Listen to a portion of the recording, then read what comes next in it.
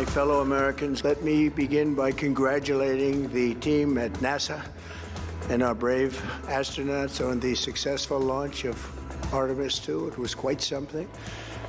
It will be traveling further than any manned rocket has ever flown and will very substantially pass the moon, go around it, and come back home from a distance that has never been done before. It's amazing.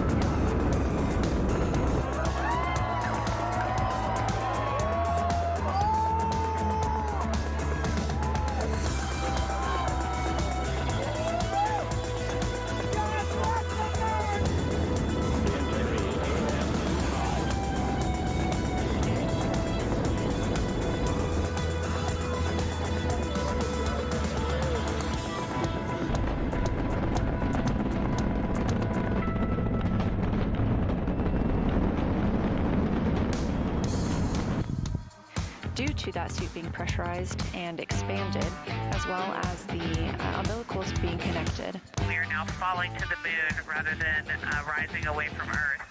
It is an amazing milestone. We are standing by for the Integrity crew aboard Orion to surpass the Apollo 13 record. Integrity, we're now resuming operational audio contact.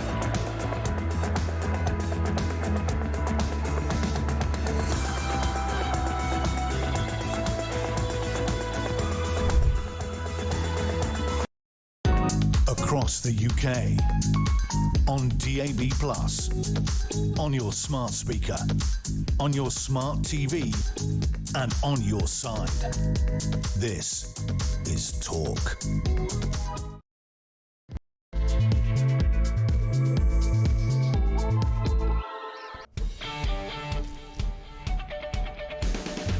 Hey, very good morning to you. Welcome along just after 6 o'clock, Thursday the 9th of April, and you're welcome to Talk. It is, of course, the home of common sense and the home of the alarm clock Brit. Yes, you and me up and at it nice and early. Don't know what you're doing today.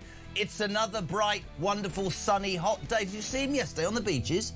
Did you see them on the beaches yesterday? Yeah, lots of migrants came over. We'll talk about that. But the weather is utterly fantastic. Again, my kids were on the beach yesterday. I was in a studio. But listen, whatever you're doing and wherever you are today, we want to hear from you nice and early. 0344 499 1000. Text to 87222. What are you waking up to? Well, listen, the Middle East situation continues, of course. Overnight, Iran says Trump has already breached the ceasefire. Bombing in Lebanon. The Iranians shut the Straits of Hormuz when they're not charging $2 million per boat going through. Trump's lost his what's it with NATO, saying you didn't help. Don't forget Greenland. The head of NATO's gone on American television and said Donald Trump's a genius. It's all going well. But Starmer, Keir Starmer is in the Gulf, walking around, having photo opportunities, saying, we have achieved great things. We have achieved a ceasefire, as even Number 10 admit that Labour have decided to rebrand him as a global statesman in the hope that that will improve. Don't worry, Pops. She's trying not to sneeze loudly. In the hope that this will, in fact, impress the voters in the United Kingdom. Keir Starmer, a global icon. By the way, Putin's also going to put a warship in the channel because he thinks that he's a sure thing as well. 0344 499 1000. Said hot weather. Yesterday, 100 migrants crossing the Channel. France, if you remember, gets paid all this money to stop them coming. Last week, I mean, I can't even tell you this, We gave them £16.5 million, and all you see is footage of the French going, go, do whatever. That's not even a French accent. Stop the money to the French, I say. What do you say? Later on this morning, a couple of great guests, by the way. A crypto billionaire is returning to Britain to fund reform, he says, and reform's shadow chancellor, Robert Jenrick. Ring Rob. It's not creatively brilliant, but it's on. From 8 o'clock, if you want to speak to Robert Jenrick, you can get your call in nice and early. And we've got an exclusive today. Hugo Vickers, royal author, his brand new book, Queen Elizabeth II, is out today. My God, has this created some interest left, right and centre. Hugo Vickers on the show after 9 o'clock. Whatever you want to talk about, Starmer, the Middle East. I've got some other... Listen, I've got loads of stuff to throw at you this morning, right? Look at this.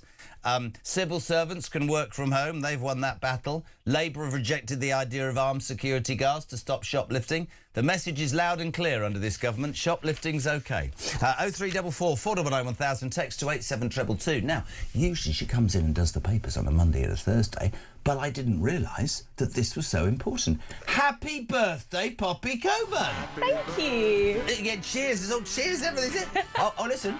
Birthday to you. Happy birthday, dear Poppy. Oh, that's beautiful. That's what everyone wants to hear on their birthday morning. Well, it's 6 minutes past 6. Sat with your granddad in the studio.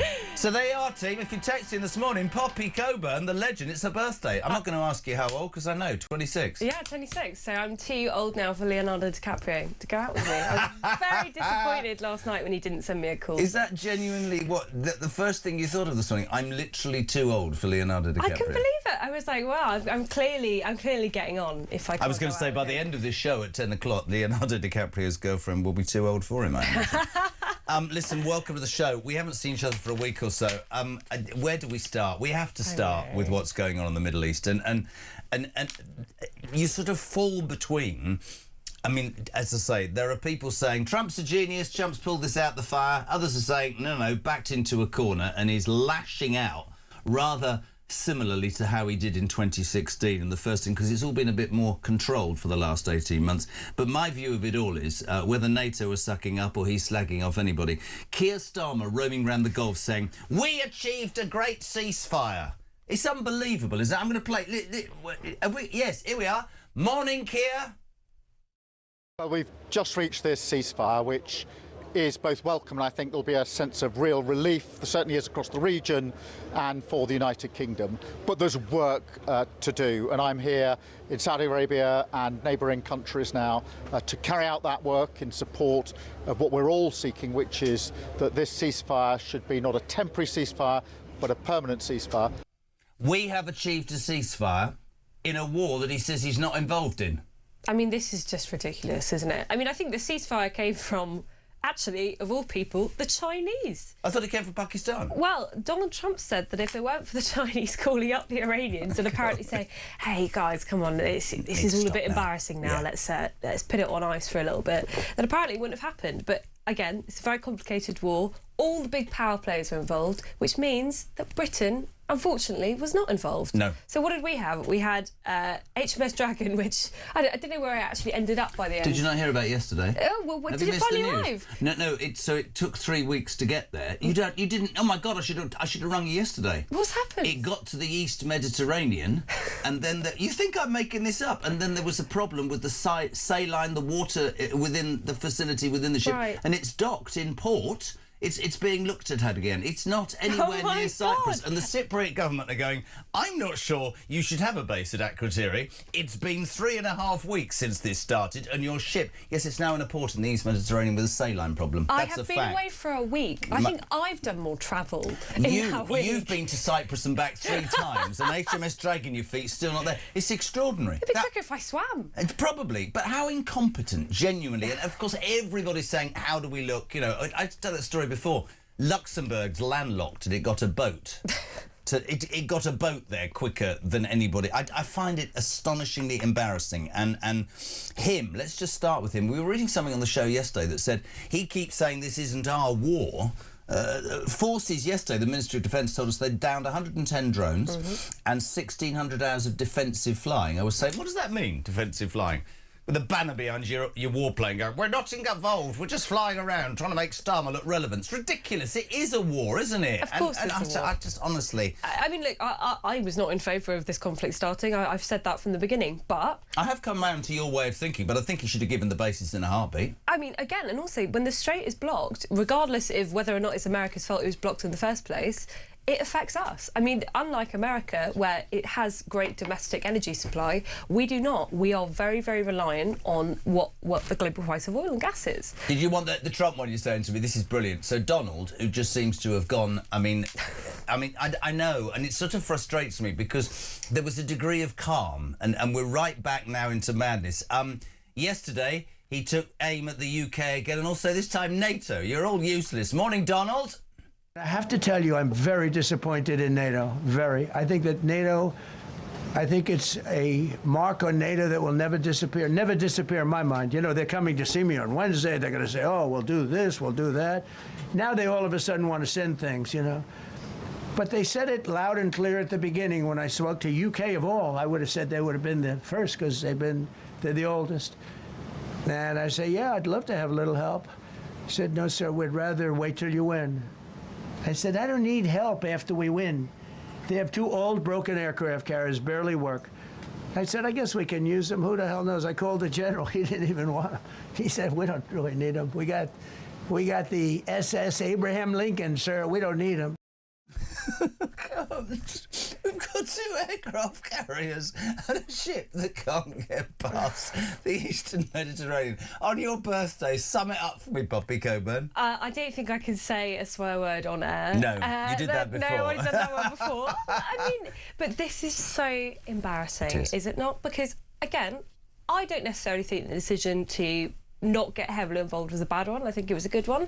But it's turned out to be the right decision. Yeah, but everything else around the way that Starmer has been acting is so frustrating. So the fact he's actually in the Gulf region at the moment is on the mission of reopening the Strait. Now, I've got a question. If the US military, which is the strongest military in the world by quite a long way, cannot open the Strait, then what on earth is the UK going to be able to do? Absolutely. And where were the UK at the beginning is the point. The big criticism of Trump, which is absolutely justifiable, is did they not have the nous to understand how difficult it was going to be and the problems that were going to suffice? Now, his gripe is my allies weren't there. Now, a lot of people will go, oh, Donald Trump's crazy, but my point to this is also, and I agree with him about NATO, he has spent, and the Americans have spent, so much more money than the European allies on supporting NATO that you would expect, if you were paying into that when you clicked your fingers or needed some help, they would come to your aid. That would hack me off. And then we get into the whole debate about, who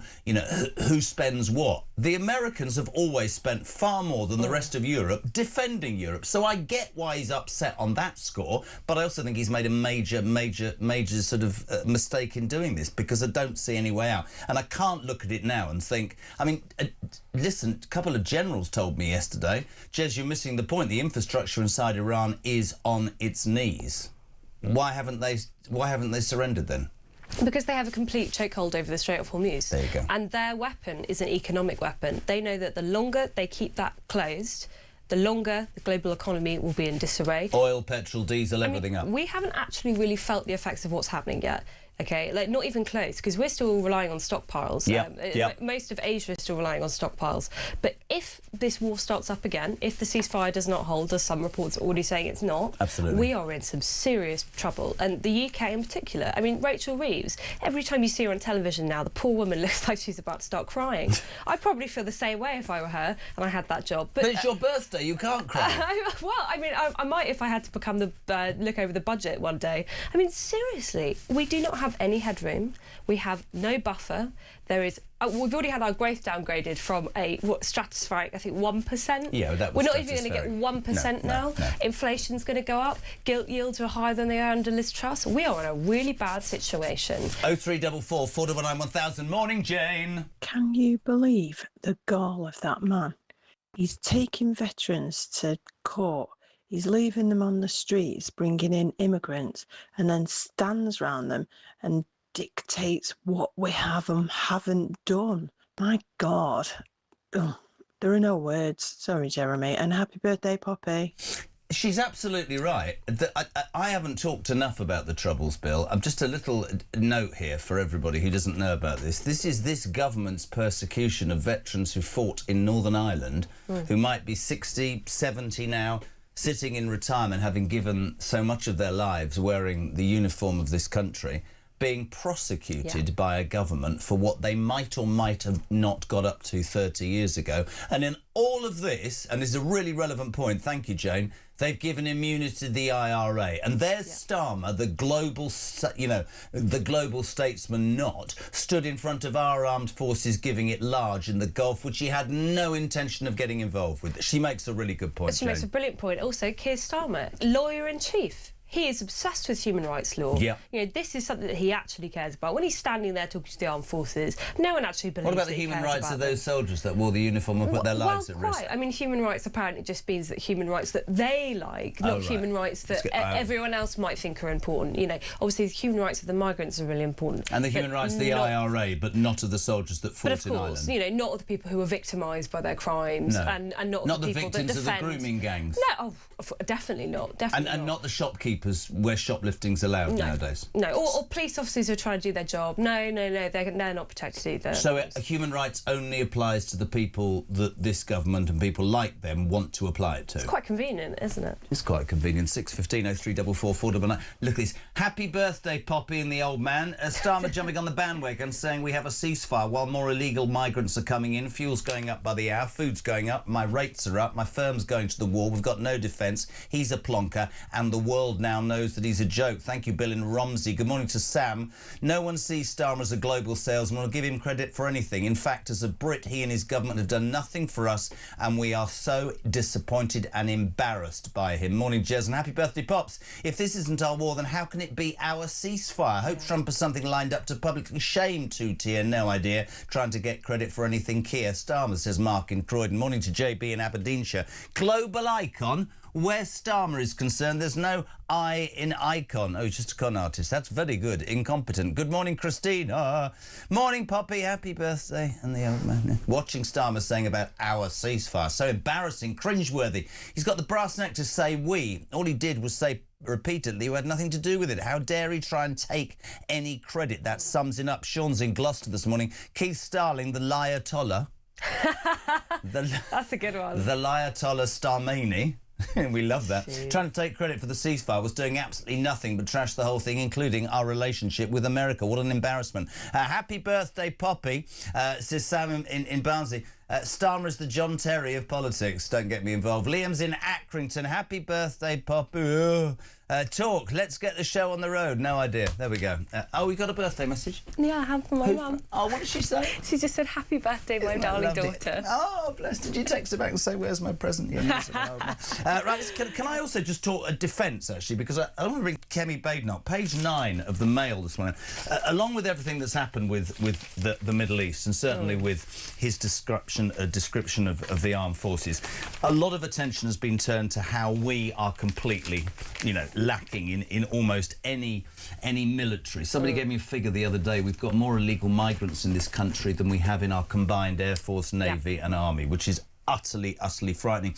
Page 9 of the Mail this morning from Kemi Baden. She says that Starmer is all mouth and no trousers on defence. This isn't just Labour's problem. No. This goes back 20 years. We've talked about this. But this, if anything, presumably has now made whoever's in power realise we have to be more armed as a country, right? Well, I mean, people have been talking about the end of the peace dividend era for years. I mean, literally as long as I can remember. Yeah. They will make big statements. They'll stand in front of one of our broken aircraft carriers and talk about how they're ready for this future age of instability. And then when you go, OK, so how much money are you going to spend on defence? There's a big silence. So the government has promised that they are going to raise defence spending to 3% of GDP. When? Well, exactly. There's no actual timeline for it. How? Where's the money going to come from? They're not going to cut welfare. I mean, they've already made that one clear in the first couple of months of them coming into power. So, yet again, it's a situation where we're seeing the world literally out of our windows becoming more unstable. We're seeing NATO break down from the inside, OK? Frankly, it's just not what it was. half the people don't even seem to want to be in it, including the person that puts in the most money. I can't blame America, by the way, in this instance. I can criticise Donald Trump, but I wouldn't be wanting to pay into something that doesn't stand by me when I need them. Well, we have a ground war in Europe right now. It's been raging on for years. The Americans are not interested in the European theatre anymore. They're thinking about China. So we need to think about our own defence. And that means we are going to have to pay a lot more money for our defences capabilities if we want to be able to protect countries. Where are we going to get the money from? Well, cut welfare. You weren't here last week. I was given this figure and I literally remember thinking, geez, 331 million in tax to the exchequer from the people that work in this country. At this moment, 333 million paid out to people. Now, we always have the debate about benefits on this show, and lots of people will quite rightly say, I'm genuine. I've got mental health illnesses, I've got disabilities, I'm not well. And I always say this, I'm really happy to pay as much as they want me to for those people, but those people are not who need to be targeted. It is the feckless and the lazy who are taking money away from the genuine cases as well. And we need to do something about it as a country. The group of people who are actually paying tax into the country is getting smaller and smaller, and they're getting squeezed and squeezed. Because the Labour Party wants all millionaires gone. Well, exactly. And I'm sorry, who is going to pay for all of this? Absolutely. And if we get to a situation where we do not have a defence budget, I know that sounds crazy, but we will get to a point when the country's completely bankrupt and we're going to start thinking about flogging off the family silver. What do these people think was going to happen if there is an invasion? What are they going to do? Do you know the Second World War, we spent 65% of GDP, 65% on defending this country and keeping it where it is. You just look at it now and you just see it's just a show of mess, isn't it? Do you believe cut benefits, cut the welfare, look at benefits, and also foreign aid? Why are we still... I mean, Starmer... No, Trump, do you remember when he was inaugurated, he said, we give 60 billion to somebody trying to build a sanitation plant in Lesotho. I don't even know where Lesotho is. I think we have to, as a country, go, sorry, but we've got to prioritise it. We have private charity. If people want to go help people and causes around the world, they can, reach into their pockets and give money towards it. That's fantastic. Charity is a wonderful thing. But it is not the responsibility of the taxpayer to pay for these things. Also, the arguments people make about soft power means nothing when you've got hard power. And frankly, we do not have hard power anymore because the world is currently laughing at us. It is looking at our military situation and it's going, wow, is that Great Britain? Is that the country that once ruled the world, once ruled the seas? That's Great Britain. It's moored off the coast of Cyprus because their toilets aren't No, it's not off the coast. It hasn't got that far. It hasn't even got that far. What is it? There's got a problem with the water, and it's about 500 miles from Cyprus. And my favourite bit about HMS Dragging Your Feet, which obviously... Do you not know why it took a week or 10 days to leave the port? Do you not know this? I mean, this is buying a share. They were partering on the shore. What is it? No, it's absolutely true. So the Ministry of Defence phoned and said, we need to send HMS Dragging Your Feet off to Cyprus because there's been a rocket launched at our troops. How long would it take you to get it there? Which is about 2 weeks by sea. Well, can we get on with it? How long would it take you to get it ready? They said 7 days. The boat's there on a Monday. Why wasn't it ready by Sunday? Because on Friday at 5 p.m, everybody in that dock, are you ready for this? Under union rules, went home for the weekend. Do they think that people take Saturdays and Sundays off when we're in a war? No, of course you do. Everybody goes to the Saturday and Sunday. I'm going to watch the football. We're going out on family day. The war is not continuing. I mean, that is where people think I'm taking the mickey. That is where we're at. We can't get a ship ready. We can't get a ship to Cyprus. On the way, it breaks down because the water sanitation is not working and nobody can have a pee. The whole thing. I've got a Prime Minister arriving in the Gulf who wanted nothing to do with it. Going, we are having a ceasefire. It's a joke. Meanwhile, at home, as you quite rightly said, diesel nearly 50 pence more, food prices 3 times, energy bills through the roof, people jams, just struggling, man, struggling. Yeah, it's frightening how broke this country is. It is a broke country. And again, until the government actually pulls its finger out and understands that you have to make money, you have to make more money, you can't just take from other people. Because you take and take and take, and it turns out you're getting less every time. Couldn't agree more. There's no excess fat to cut, I'm sorry. There are not all of these mythical millionaires floating around the country that you can fund everything with. It's a very small group of people, and they will just leave. And the irony of that is, if you have a policy that says to anybody that's successful, go somewhere else because we disrespect you, where do you think the majority of the money arrives in the exchequer? He's barking mad, in my opinion. 6:24. Good morning, Ian. Morning, Jez. Happy birthday, Popper. Ian from Home Firth. Another day, another pathetic embarrassment from our glorious leader. I think on the world stage, Keir Starmer really is the John Terry of world leaders. Talk about turning up when everything's already done. You know what I mean? It's an absolute embarrassment. The man would literally go to the opening of an envelope. Anyway, keep up the good work. Try and keep us sane. I'm out earning money so I can pay my taxes. Ta-ra, folks.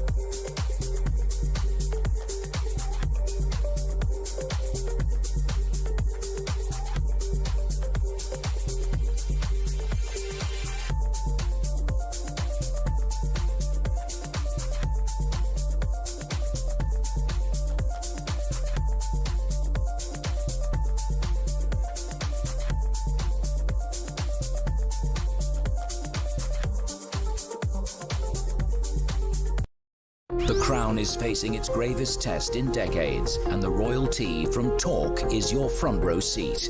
With royal reputations under pressure and probing questions about public trust, we unpack every twist and revelation with the biggest names in the business. From the throne room at Buckingham Palace to a mansion in Montecito, we follow every royal ripple. Never miss a moment of The Crown in crisis. Subscribe to the royalty from Talk on the app or wherever you get your podcasts.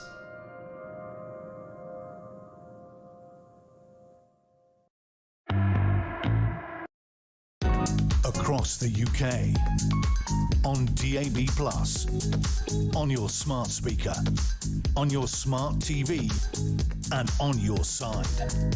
This is Talk.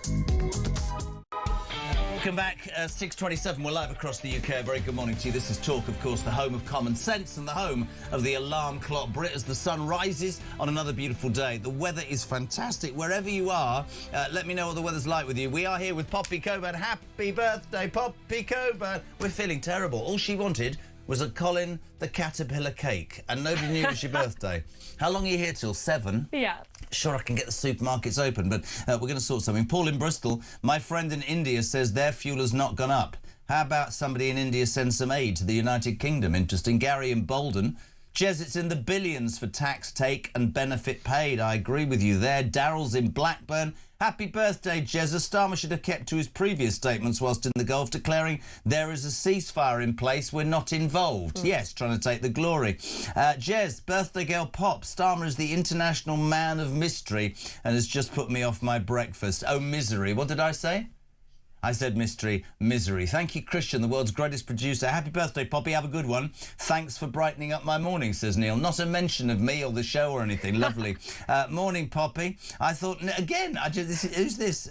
Dave. I thought NATO meant an attack on one is attack on all. What was the missile that hit a UK base in Cyprus if it wasn't an attack? Very interesting comment. Rogers in Hounslow. JK and Pops. We may have a rubbish PM and a dilapidated Navy, but we do have the best breakfast show when Pop is on in the world.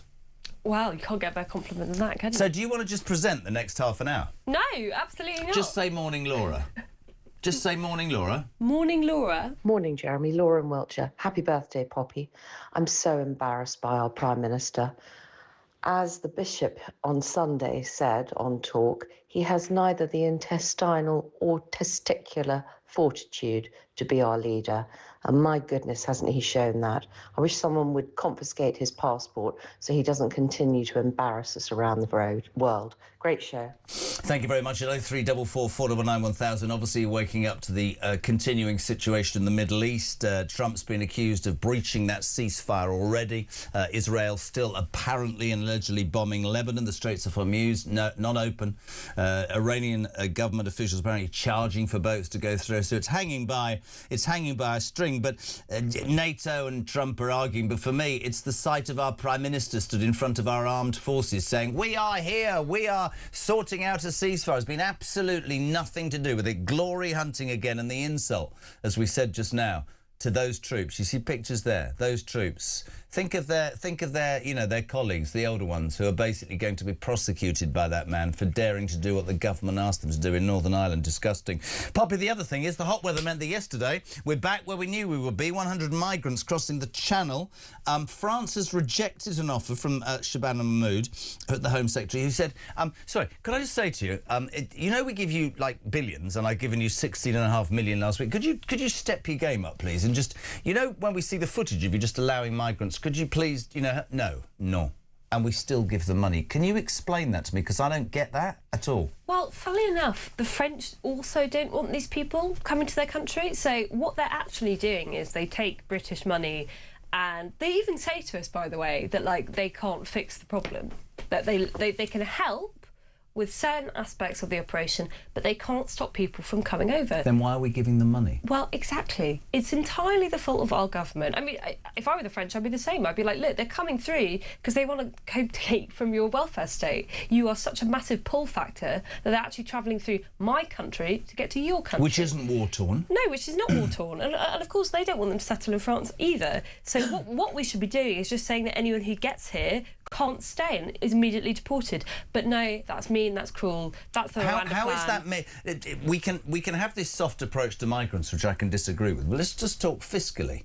Why would you give the French nigh on £20 million last week when they're laughing at us? That doesn't make sense to man nor... But what's the point? The point is that I think the Home Office wants to be able to say, we're working on mutual operations with the French to stop the small boats from coming. We have this fantastic one-in, one-out scheme. I think, what is it, one in... 5 million. No, it's 5 million in. Yeah, 5 million in, no, or whatever. It's thousands in and one out. Yeah, well, exactly. Who's probably, with respect, and I don't mean to be disrespectful in any way, but it infuriates me, he's probably taken his £40,000, him and his family, to leave, thank you, Keir Starmer, gone back and put it into a bank in a country he wants nothing to do with, and has come back in again. The whole thing, and I hate with a passion the fact that it's become a joke and it's become farcical, because it is so detrimental to the health, financially, morally, in every situation to this country. And it gets no better. Well, you tell that to the family of Rhiannon Sky White, who was obviously murdered when she was trying to work at her job by a Sudanese asylum seeker who had crossed on a small boat.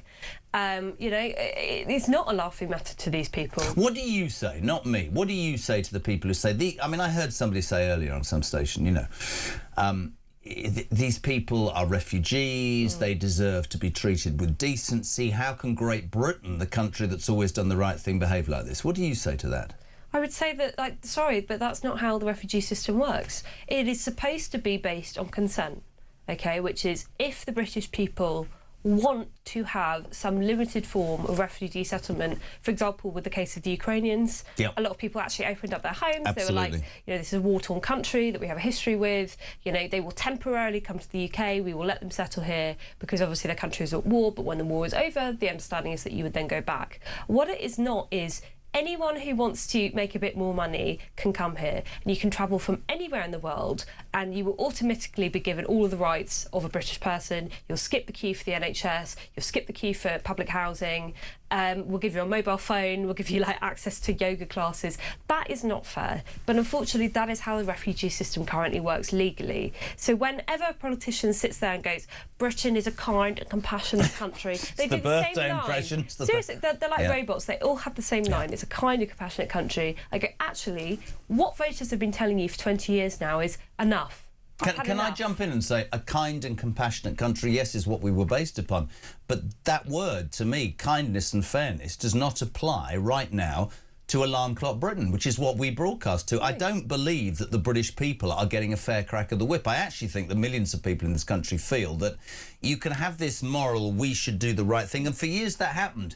But when the taps are squeezed, when your own life, for all the things that we said about the bills, how hard is it for people to make ends meet right now? They're basically saying something that all the left hate, which is charity right now, I'm afraid, my friends, needs to begin at home. And I'd love to have a conversation with politicians, which is, you know, whilst you're pontificating and playing to the £20 million to the French last week, what about the pensioners? What about, I keep saying it, what about the waspy women that were lied to? What about people's fuel costs? What about cutting the fuel duty to make it easier for people who are self-employed, who use their vans or use their cars, who can't even get to work now? It doesn't make financial sense. I understand people are ideologically nuts in my mind.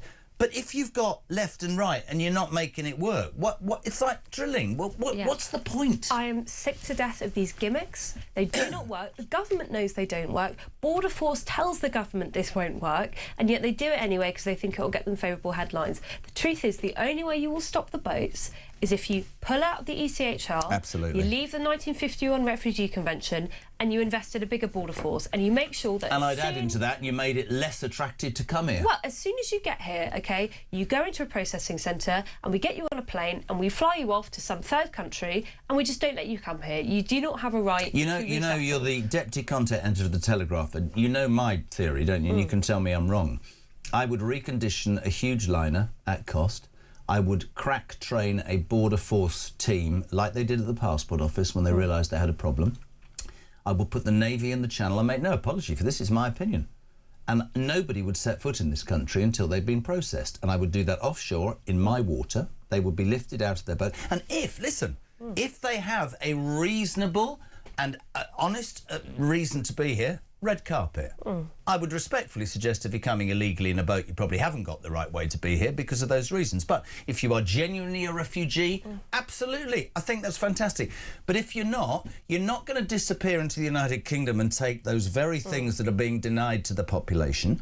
You are, as you quite rightly say, going to go to a camp, to a whatever you call it, and that's not going to be in the lap of luxury, because I'm pretty sure that the message would get back really quickly via the free mobile that we give out to these people, that actually we're not a soft touch. We're a soft touch, but we're not soft to our own people anymore. I mean, I would go even further. I would say, I'm really sorry, but if you have travelled all the way through Europe to get here, if you have come from a unpleasant country, I mean, just unpleasant, not war-torn, a lot of these countries are not war-torn, they're just poor, you don't have a right to be here. I'm quite happy to spend a lot of the money that we're currently spending on trying to stop the boats and failing disastrously on foreign aid, if it is specifically for saying we will support refugees to be housed closer to home so they can then return to home when things improve in their countries. So you only get legitimate refugees who are fleeing actual life situations. Yeah, good point. I'm quite happy for that money to go there, but they do not come to the UK. There is no right for you to come to the UK. You see, we're sitting here at 20 to 7 in the morning having what we believe is a really rational discussion, and yet if you say that to politicians, it's complete blank. No, they just repeat the kind of compassionate line at you again. It's like literally there's nothing going on behind the eyes, nobody's home, because they don't care about what you think. They have what they think, and they think that their role in politics is to be a campaigner, not to actually listen to the people that vote for them and pay their salary. They don't care. Unbelievable. Pete, good morning. Good morning, Jezza. Well, defence budget doesn't look like we're going to defence anyway, does it? Couple of ships gone, you know, that'd be it. People should remember, before they cut the lifeline with the Americans, Keir Starmer in particular, that this country only survived World War II due to Americans sending Liberty ships over before they entered the war with food, armaments, supplies for us to survive. You cut ties with the Yanks and that'd be it. Mr. Putin will just walk in, and all the ones that are moaning about bloody Mr. Trump will be crying their eyes out when we get Mr. Putin walking down Downing Street.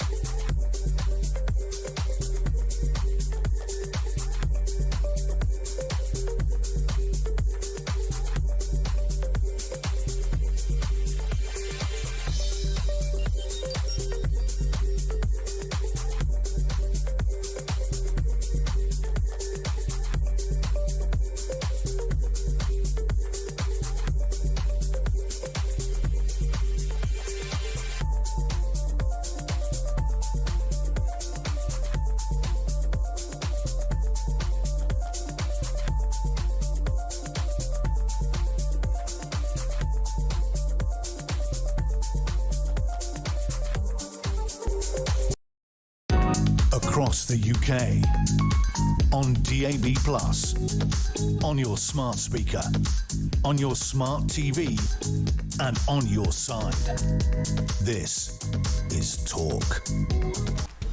He'll be here from 4 o'clock on Drive. Kevin O'Sullivan. This is Breakfast. It's the home of common sense. It is, of course, Talk. It's where your views on the day's news are very welcome. 0344 499 1000.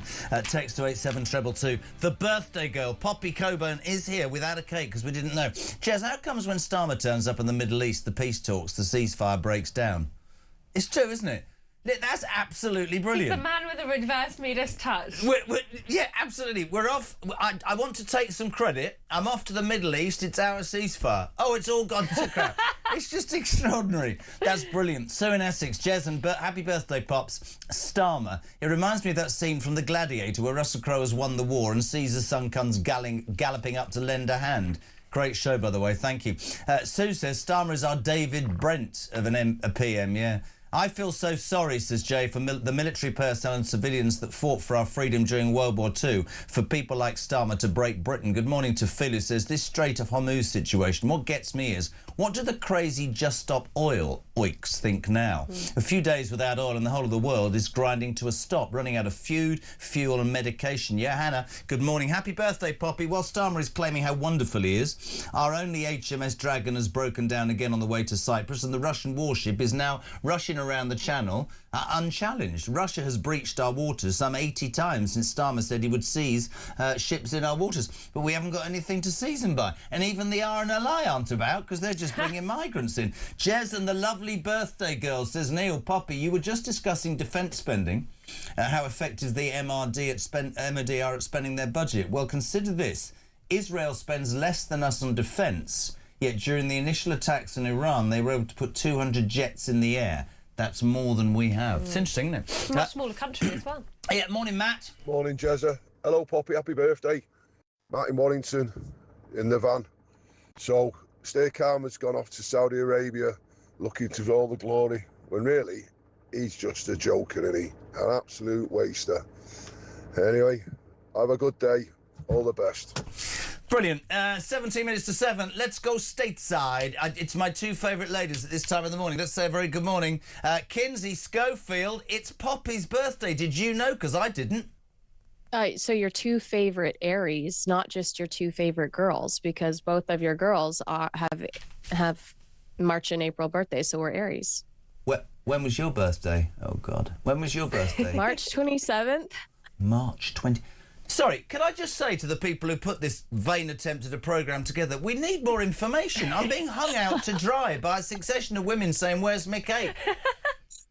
Apparently, can I just point out, brilliant, Christian, the reason we didn't know about your birthday is it's a safeguarding issue. We're not allowed to have any personal information about you because that could be taken in the wrong way, OK? Because sharing so many details could result in us all getting into trouble, all right? Well, happy birthday to Poppy. Yeah, absolutely. Birthday cake on the way. Do you have Colin the Caterpillar cake in America? The only time I've ever seen one was when Emily Andrews brought one to you, but I didn't taste it. I'll have to taste it one day. We'll send some over. Before we... you, I know, are close friends with Hugo Vickers. I just want to repeat this. Royal author Hugo Vickers, his new book is out today, Queen Elizabeth II. It's extraordinary. Some of the stuff that we've found out already about the late Queen. Hugo Vickers joins us exclusively after 9 o'clock this morning. Get ready for that. But, my darling kins... We knew this, didn't we? Prince Edward visited Andrew over Easter because he's worried about his mental state. Tell me more. So it was Prince Edward and Sophie that, according to the Daily Mail, paid a quiet Easter weekend visit to Andrew at his Sandringham hideaway. It wasn't a social call. It was essentially a brotherly welfare check with family concerned about Andrew's mental state. You know, here's my thing. Prince Edward has publicly expressed empathy for the victims in this scandal. So I don't think anyone can accuse him of being dismissive of that pain. At the same time, Andrew Mountbatten Windsor is still his brother. This visit looks like a private family welfare check, and those two things can coexist. Showing compassion to a disgraced sibling doesn't erase compassion for the victims as well. And families are complicated. And if we're going to criticize Prince Edward for quietly checking on his brother, then we also have to acknowledge the bigger context. The late Queen Elizabeth ultimately approved a multi-million-dollar settlement with the alleged victim of Andrew. Clearly, the family understood the seriousness of the situation. Is he getting criticized for visiting his brother? In the comment section, I saw some people that were not very pleasant about it, and I felt the need to defend him. I would say this. In fact, I'm really strong on this, and I have a reason to have an opinion, because I think most people will know that when the stuff happened to me, whatever your views on that, I had a torrid time for 3 months, and I was very open about it. What really concerns me about mental health, I think it's fantastic we talk about it more. I think it's absolutely essential, and there's a lot of good that's come from it. I just worry nowadays, and I'm probably be castigated for this, that sometimes it's dragged out after certain behaviour to justify that. I mean, do we have any idea about Andrew's mental health situation? I don't know, years of running around the world and going off to Epstein's Island, his mental health was fine. And to be fair, Virginia is no longer here because she clearly did have a devastating mental health situation, and she took her own life. So we should never forget the victims of Jeffrey Epstein, period. But I did think it was important to remind everyone that Edward is one of the few individuals that has acknowledged the victims. It's true. You know, this argument over Easter about where he is. Marsh Farm is where he's finally moved in. When did that happen? This is very exciting. Has he taken the mobile caravan with him? I don't know the location of the what do you call the motor home? I do not know the location of the £6,000, and it's parked at the back. And I've been in one with Mrs. K. Her family used to do that the whole time, right? But apparently it's for the staff. You lot go out of the caravan. Bring me my breakfast. It's hardly exile, is it? If any of the staff are currently watching this, I have a friend that wants to hire you. I have a friend that wants to poach ex-Prince Andrew's staff. So why? Contact me.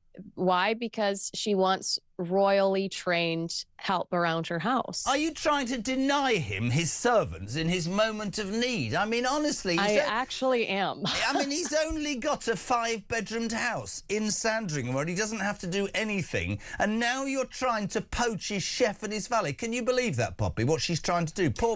I mean, do you have any sympathy for Prince Andrew at all? Are you joking? I'm being serious. I mean, the mental health thing, no, I don't. But they're all suddenly saying now, what about his mental health? Oh, I'm sorry. Mental health is apparently the catch-all excuse that people use when they've been disgraced in public life. Oh, you can't go after me because it's a mental health thing. They did the same for you, Edwards. Do you remember?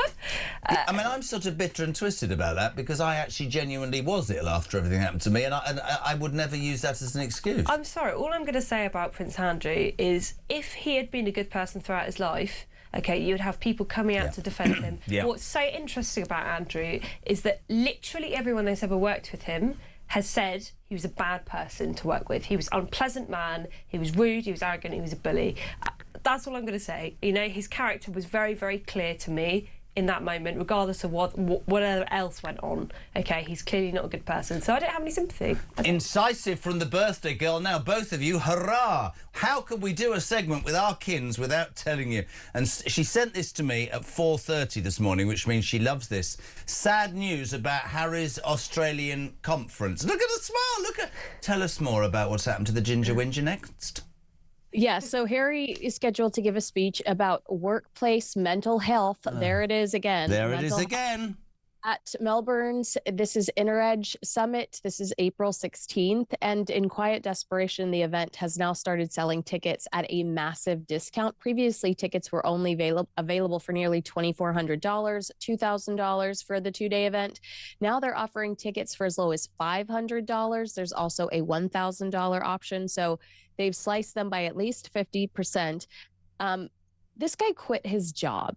So how are we expected to sincerely listen to him talk about workplace mental health? I completely agree. I just have this vision, because we talked last week. Isn't she off to Australia to do some wellness retreat with 30 women paying $2,500 to hear her views on jam making and I've no idea what else? The thing that you sort of see as an overview, gang, is now you've tried America, cancelled. You've left England, cancelled. Canada said, cancelled. Now, where should we... Oh, Australia. Do they think, both of you, separately, they will ever get the message? I don't get it. It's humiliating. I'm curious to hear what Poppy says, but obviously I think that this, to your point, is a desperate money grab. It's my understanding that Meghan's also going to be promoting Soho House, which is like a private club for the elite. You know, there's no better private club for the elite than the British royal family. That is the elite I would rather be involved in. So I agree with you, but I'm curious to hear what Poppy says. I mean, Harry and Meghan are just pathological, aren't they? Because the more they say, the more they say, I want privacy, the more you realise that they cannot live without people's eyes on them. They are desperate. That's their oxygen. Completely they with need you. It goes all the way back to when they first had the break with the royal family. It is not impossible to disappear, OK? It is not impossible to live a private life with your family, out of the eyes of the cameras, but that is not what they wanted to do. Okay, Harry wanted to continue his life as a high-profile figure. She wanted to continue her life as a celebrity, and they have no interest whatsoever in actually being dignified and going off with all the money that they have and just living a life in the shadows. So the more that they say, you know, we just want to be treated fairly, well, it's your choice to be in the public eye. You can't decide how people perceive you. I feel I listen to her. I feel like a sort of proud parent. I couldn't agree. She's spot on, isn't she? She's spot on. Yeah, absolutely. And you know, they go and preach about protecting your children from online harm. And I've talked to a man that actually helps law enforcement track down kidnapped children, who said the way that Meghan posts the back of the children's head is dangerous, that she is putting them in more danger because there are mentally unstable people that are so curious now to know what the children look like, because, you know, she's like flirting with this idea of slowly showing us who they are. And he said that there are predators out there that will be inspired by that. And he really thinks that she is putting the kids in jeopardy every time she's posting them on social media. And then they turn up all over the country telling people not to post pictures of their children online. And it's like, do as we say, not as we do. Completely agree. Both off to Australia, well, maybe not, to talk about the impact of mental health, right, on how social media destroys you. And then, let's be honest, use it to... The hypocrisy is unbelievable, but across the world, I think everybody feels the same, don't they? Sorry, kids, go on. Actually, JK, he's going to talk about workplace, like mental health in the workplace. Doesn't have a job. He doesn't have a job, but also like think back on how many employees, the Sussex Survivors Club, we know of at least 20 people that have quit Harry and Meghan because they found it so toxic. In the Hollywood Reporter or Vanity Fair article, there was someone from Spotify that said, I had to seek therapy after working with Meghan at Spotify. So I really don't think these are our experts when it comes to mental health in the workplace. Kins, we love you. Thank you very much indeed. Always a pleasure. Never unsure. The amazing Kinsey Schofield birthday girl. The response to you is unbelievable. Happy birthday. Everybody's saying happy birthday. David, the UK doesn't project soft power. It projects we are powerfully soft. We are the Ken Dodd of the West, says David, in the Cotswolds under nearly blue skies. Graham Pack. Poppy has the perfect birthday present. Starmer is out of this country. The man is a disgrace. Can I talk to you very quickly? Britain is more divided than any time after Brexit. Public is more divided. That's in the Telegraph today. Do you think that's true? Yeah, of course it is. I think, unfortunately, the country is going to remain divided for as long as we have I say crisis, it's crises. Yeah. I mean, everything has gone wrong in this country. We are so much poorer than we were even 10 years ago. We are so much more politically polarised than we were because everyone's offering solutions, but as soon as they get into government, apparently it's impossible to actually carry any of them out. It's just the same as usual, business as usual, don't live this way. So until someone can actually get into government and undertake a really radical plan to actually upend the system, which is not working, and actually give taxpayers value for money back, so that they feel when they are paying their tax, they're getting services that the government is supposed to provide. You're going to keep seeing people polarised. You're going to see people saying that I want Zach Polansky or I want Nigel Farage, because mainstream politics isn't offering anything. Very quickly, we've got a minute. Zach Polansky wants to lower the motorway speed limit to 55. She doesn't like Zach. No, I don't. I mean, look, I felt really bad for the Welsh when they had to have that 20-mile-an-hour speed limit. Yeah. I bet they must be laughing at us now. They're going, you're going to get it all over the country. Absolutely. Happy birthday. I love working with you. Have a great meal tonight. The boyfriend's still asleep. I mean, honestly, hopeless. But, ladies and gentlemen, Poppy it's fantastic. Happy birthday, darling. Thank you very much. Enjoy your day. She'll be back next week. 0344 499 1000. It is, of course, Talk, the home of common sense and the home of the alarm clock Brit. We'll do the news at 7. More coming up. We'll talk about the Middle East. We'll talk about it's a hot day again. More migrants will be a-coming. And Britain more divided than ever. 0344 499 1000. Text to 87222. Let's say a very good morning to Paula. Morning, Jeremy. Morning, Poppy. Happy birthday. I hope you have a wonderful day. It's Paula from Essex. Been up since 3:30.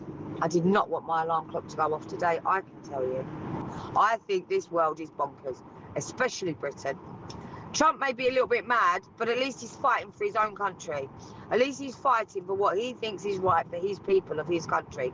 Keir Starmer, I don't even like saying his name. I honestly don't. He angers me so much. He doesn't have a thought or a care about the British people, and I will get very angry if I was ever come face to face with him. So I hope that I never ever do. Guys, have a wonderful show. I just think Britain's gone mad.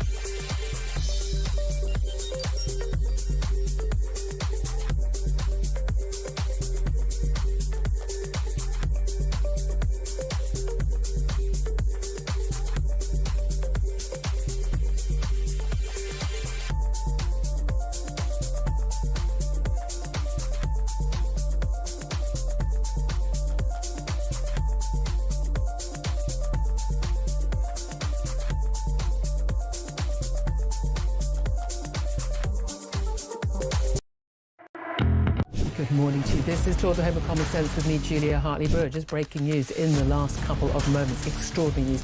Not just that the police have arrived at the Sandringham estate where Prince Andrew, as was now Andrew Mountbatten Windsor, is currently living since being thrown out of the Windsor estate. The police have arrested Andrew Mountbatten Windsor. It's an extraordinary revelation. And certainly what's been contained in the Epstein files was released in the last few weeks. It's his 66th birthday today. What a birthday present that is.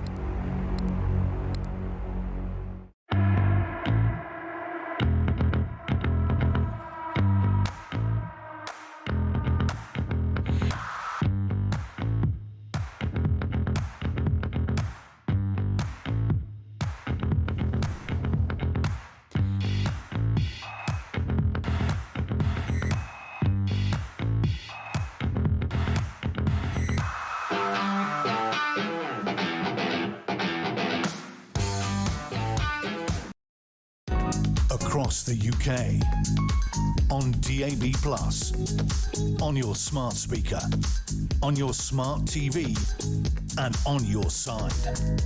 This is Talk.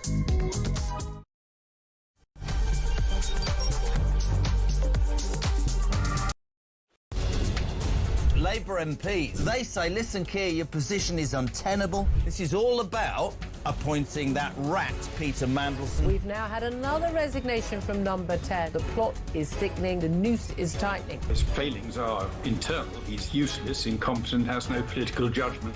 This is all part of Starmer's reset, getting rid of his inner circle. So Chris Wormold, we think fairly reluctantly, has stepped down. What an absolutely crazy week for Keir Starmer. His second cabinet secretary, gone. His third chief of staff, gone. His fourth director of communications, gone.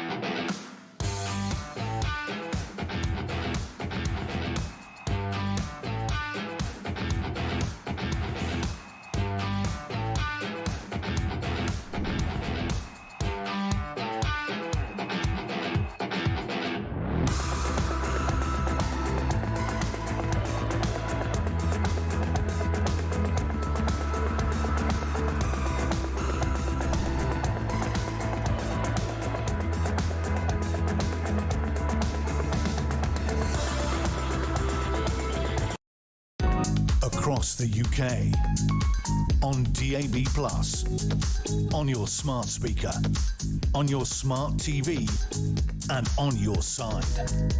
This is Talk.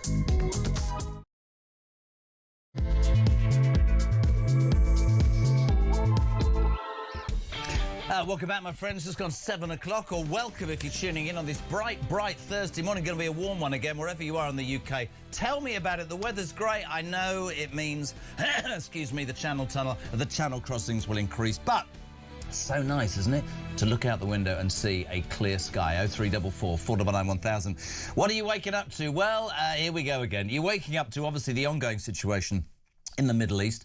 That ceasefire that's been criticised on all sides has already allegedly been breached. The Iranians are saying that Lebanon's been bombed. The Americans are saying that the Strait of Hormuz has been temporarily opened, then closed, and then ships are being charged. NATO and Donald Trump have fallen out. He says you didn't do enough. They say we shouldn't have to. We've got an opinion. Starmer, though, I don't want to be accused of being cynical here. The man who said it's not our war, it's all about de-escalation, it's not my war, flew to the Gulf yesterday and now wants everybody to believe that we, that means him, are negotiating a ceasefire. Have a watch, have a listen. Well, we've just reached this ceasefire, which is both welcome and I think there'll be a sense of real relief. There certainly is across the region and for the United Kingdom. But there's work to do, and I'm here in Saudi Arabia and neighbouring countries now to carry out that work in support of what we're all seeking, which is that this ceasefire should be not a temporary ceasefire, but a permanent ceasefire. Now, Donald Trump has lashed out overnight. His lashing out have become, well, synonymous with the last few days. He's had a go at NATO. And Starmer was asked, do you believe that the special relationship's in tatters? Here he is again, brightening up in the morning. I've acted, as you would expect of a British Prime Minister, which is by being absolutely focused on what is our national interest. And that's why I've applied my principles and my values throughout. And my principles and values made sure that our decisions were that we wouldn't get involved in the action without a lawful basis and without a viable, thought-through plan. That was the right position for the United Kingdom. So he's saying that the war is unlawful and was not fought through, but he's out there taking the credit for a ceasefire. It makes no sense to me. I'd love your thoughts. 0344 499 1000. We'll talk about the migrant situation. 100 migrants illegally across the Channel yesterday. The ongoing argument between the English and the French. We gave them 16.5 million quid last week. For what? For nothing. Apparently this country is more split than ever before since Brexit. We'll talk about that. We've got Robert Jenrick, Shadow Chancellor, of course, in Reform, here from 8 o'clock. If you want to ask Rob a question, speak to him live. You can do that, 87222 on the text, the usual number as well. And we've got an exclusive for you this morning after 9 o'clock. Hugo Vickers, amazing man, a royal biographer, his new book, Queen Elizabeth II, that's been getting real traction, having been serialised in the last couple of weeks. He will be live on this show. I just want to throw something out there that Christian's just said, because do you remember the news yesterday about HMS Dragging Your Feet, the only boat that we've got that took an awful long time to leave Portsmouth Dock because they couldn't get the supplies on it? You'll know, I hope, if you're a regular to this show, that it's now tied up in a port in the East Mediterranean because the water supply on board the ship isn't working and nobody, if they're a sailor, can have a drink or a wee. I've pointed out already that Luxembourg, a landlocked country, managed to get a boat there and we can't. Christian's just made me want to cry. He said, you know, in the time it's taken that boat to be ready, right? And to actually, and it's still not at Cyprus, the Americans have gone further into space and round the moon and they're back tomorrow and that bloody boat's still not ready. Good morning, James Price. How good's that analogy? Honestly, they've been to space and back and we can't get a boat ready.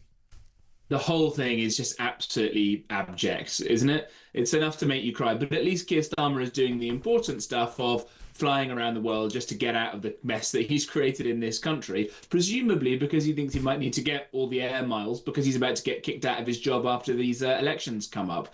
And he's standing there saying, we have done this. What have we done? I would love it if Britain had had some kind of diplomatic role in any of this. I would actually have loved it if Britain had any other kind of more kinetic role in trying to help secure the protections of our own people, whether in the Gulf or in Cyprus or anywhere else. We've done absolutely nothing, and Keir Starmer, as I'm afraid, just sat there in that little chair in the corner of a hotel room watching it all go on. And I think that's the point. I mean, we heard yesterday from the Ministry of Defence, Jay, that I think they downed 110 drones. They'd spent 1,600 hours flying, ready for this though, JP, defensive operations. I don't know, people laugh at me, flying along with a flag going, we're not actively doing anything, we're just flying around looking important. I just can't bear the fact that, I mean, we heard this morning that there's that Putin's mocking Starmer, there's a warship going undetected in the English Channel. We've got no boats. We've got no military. Do you know what really made my skin crawl this morning, actually? I said, him standing there in front of the military out there in the Middle East, right, our military, and I'm thinking to myself, your government has brought this disgusting, vile Troubles bill in which is basically going to persecute these people's older colleagues who fought in Northern Ireland. That's the old... I mean, I don't even understand that. There are grown men and women in their 70s sitting in their houses who are going to have a knock on the door from the police because of something they might have done under orders years ago, and at the same time he offers the IRA immunity. It's just all the wrong way round. The hypocrisy... I just hate that vision of it. Look at standing there with troops that he's doing nothing for. You're right. It makes me so angry that if you stop and think about any one thing that this Labour government has done, it would be enough to start bringing out the T word of treason, right? Let's remember that the real Foreign Secretary at the moment, Jonathan Powell, the National Security Advisor, let's just remember who he invited to his wedding. Oh, that's right, it was Gerry Adams. Yes, that's right. And it's probably just as well that Starmer hasn't had Britain get involved in any of these conflicts, because in a few years' time, you might find that Prime Minister Zach Polanski wants to prosecute any RAF pilots for daring to take out the Ayatollah's men, right? This is how mental we've got to this point. Yeah, we haven't even got enough time this morning to go through how crazy everything has been. There are people marching on the streets of Britain today saying the Ayatollah was a great man, he's really missed, having vigils for him. This is a man, of course, who ran the regime that has hopefully been fatally wounded, who would throw gay people off cliffs and rape women with the power of the police for the crime of them being, attacked by their husbands and wanting to be divorced. All sorts of unimaginable things that we probably shouldn't talk about while people are having their cornflakes or driving to work. And we've got people on the streets openly marching about this, but Starmer, instead of focusing on any of that or anything else, has found time to talk about Kanye West, a mentally ill rapper who is going to go and sing some songs in a park. It's absolutely pathetic. It's pathetic to see that this country that has produced some of the world's great statesmen, all of the world's great inventions until very recently, some of the great bravest soldiers, all the rest of it has been reduced to this pathetic little weasel of a lawyer flying around the world playing at politics. It demeans all of us. Do you know what? You put it so brilliantly. You're a wordsmith. I couldn't agree more, and I've tried really hard. I mean, I said to Christian this morning, I don't want to come in here every day and talk about Keir Starmer. I don't think he even merits my attention that much, but the hypocrisy, the downright idiocy of the man drives me utterly insane. Poppy was just saying to me, the thing is, Jez, they don't care about what people think. They care about their ideology. They care about their legacy. You would love to look that guy in the face and go, mate, listen, this country doesn't rate you. Your legacy is tarnished, whatever you do. Look him in the face and go, how can you do that to soldiers who fought for king, queen and country? How can you leave people in their 70s risking prosecution whilst immunity to the IRA? What planet are you on? How can you morally at night sit there and go, I stopped pensioners from being warm when your own party told you 4,000 of them would die? How can you pay £12 billion a month in interest on rates when you know under the North Sea, whether it's gas or oil, we could pay those debts? What are you trying to do? Are you trying to bankrupt this country? Do you hate this country to the point where it's easy for you to be destructive? Because if you're talking about legacy, you stand there and you go, I'm doing right by the British people. No, you are not doing right by the British people, because the British people do not judge you in a good way at all. They think you are anti-them. And whether it's migration or it's taxation or it's anything, the NHS, everything seems, Jay, to be stacked against the very people that I would have thought politicians would like to get in a favourable light. That's the best I can say. I don't understand it. It's almost self-destruction. Yeah, well, it's very, very well put. I think there are two ways that we need to analytical tools that we've got to use to think about some of this stuff. Just as the kind of third world migration that we're seeing coming into Britain, people who come over have just fundamentally different ways of viewing the world, of looking at the world, of moral codes. Whereas, the Liberals like to think that everybody is exactly the same and wants all the same stuff. It's just not true. You can see this in the very basics of family formation, right? Like, there are some cultures in the world that have multiple wives. We think that's abhorrent here. There are cultures in the world that think that it's okay to marry a cousin. We don't think that here. It's a fundamentally different way of thinking, which is why we're struggling so much of these people coming over. And just as that is the case, I'm afraid I've got to tell you that it's the same with today's Labour Party, or today's left even more broadly. Look at the Green Party now. These are people whose ideological views, just as Poppy was telling you, are just fundamentally at odds with what the vast majority of the people of this country believe and know in their hearts to be true and to be right, to be courageous, to be righteous and to be moral. Just fundamentally different. And it's so powerful. It's almost like a kind of a brainworm that's taken over some of these people, that it even overrides the politician's own self-interest. You would think if they were ideological to the point where they wanted to get any of this stuff done, they would at least try and get themselves re-elected in order to be able to entrench and bake in some of those things. But the forces that are piling in on the Labour Party and the Green Party from the radical left, is this kind of mad, evil ideology, is so powerful that it makes them do all this mad, evil stuff that's destructive to Britain. Look at energy policy, look at immigration policy, Absolutely. look at education policy, and so on, to the point where it looks like the Labour Party will be utterly destroyed. And yet they can, and the backbenchers can see this happening, and they're not getting rid of Starmer, they're not changing course, and in fact they're going to end up probably doubling down when they put some Fruit Loop like Ed Miliband in, and the destruction will continue. So if you think, in conclusion of this, as communism in general, frankly, modern green eco-communism that we've got today, it's like a brainworm. Then everything. It's really an interesting analogy, because when you think of it like that, maybe you're right. This is great from Simon. He's got a new nickname for Starmer. It's the Blister, because he shows up after all the hard work is done. So there you are, the Blister. Jay, let's talk about migration. Great weather. Yesterday, beautiful today, apparently. Yeah, also nice, but yesterday was the hottest day of the year. People on the beach. My kids were on the beach. More than 100 migrants crossed the Channel yesterday.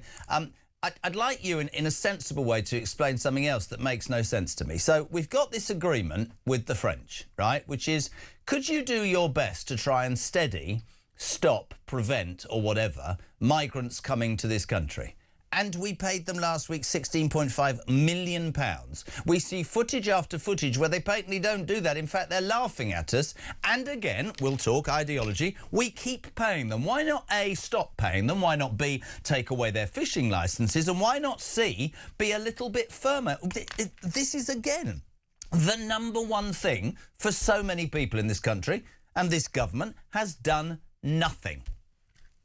Right. I think that the easiest way to understand this is that the French are very good at acting in their own national self-interest. Why don't we? Simple as that. Why don't we? Well, precisely. Britain is the only country in the world. I mean, every country in the world goes around at the UN and all these sorts of groups, and it talks about the need for the rules-based international order and our obligations to others, and spaffing money up the wall for sending it to kind of corrupt third world governments in Africa rather than the the starving kids that actually might benefit from it, and so on. Britain's the only one that actually walks the walk on this stuff, and we're seeing the ludicrous consequences of it. If you're France, you've got a bunch of these third worlders who are sat on the beaches in northern France, and a lot of them have gone to Germany, but a lot of them are going to Britain because they have heard, rightly, they get given free mobile phones and free money, and there are, frankly, young children and women are not well protected enough against them, and they're shown videos of young women on nights out wearing short skirts and saying this is what you can get if you pay the smugglers to come into Britain. Wow. But until they cross over on the boats, the people who are watching the live stream are seeing now,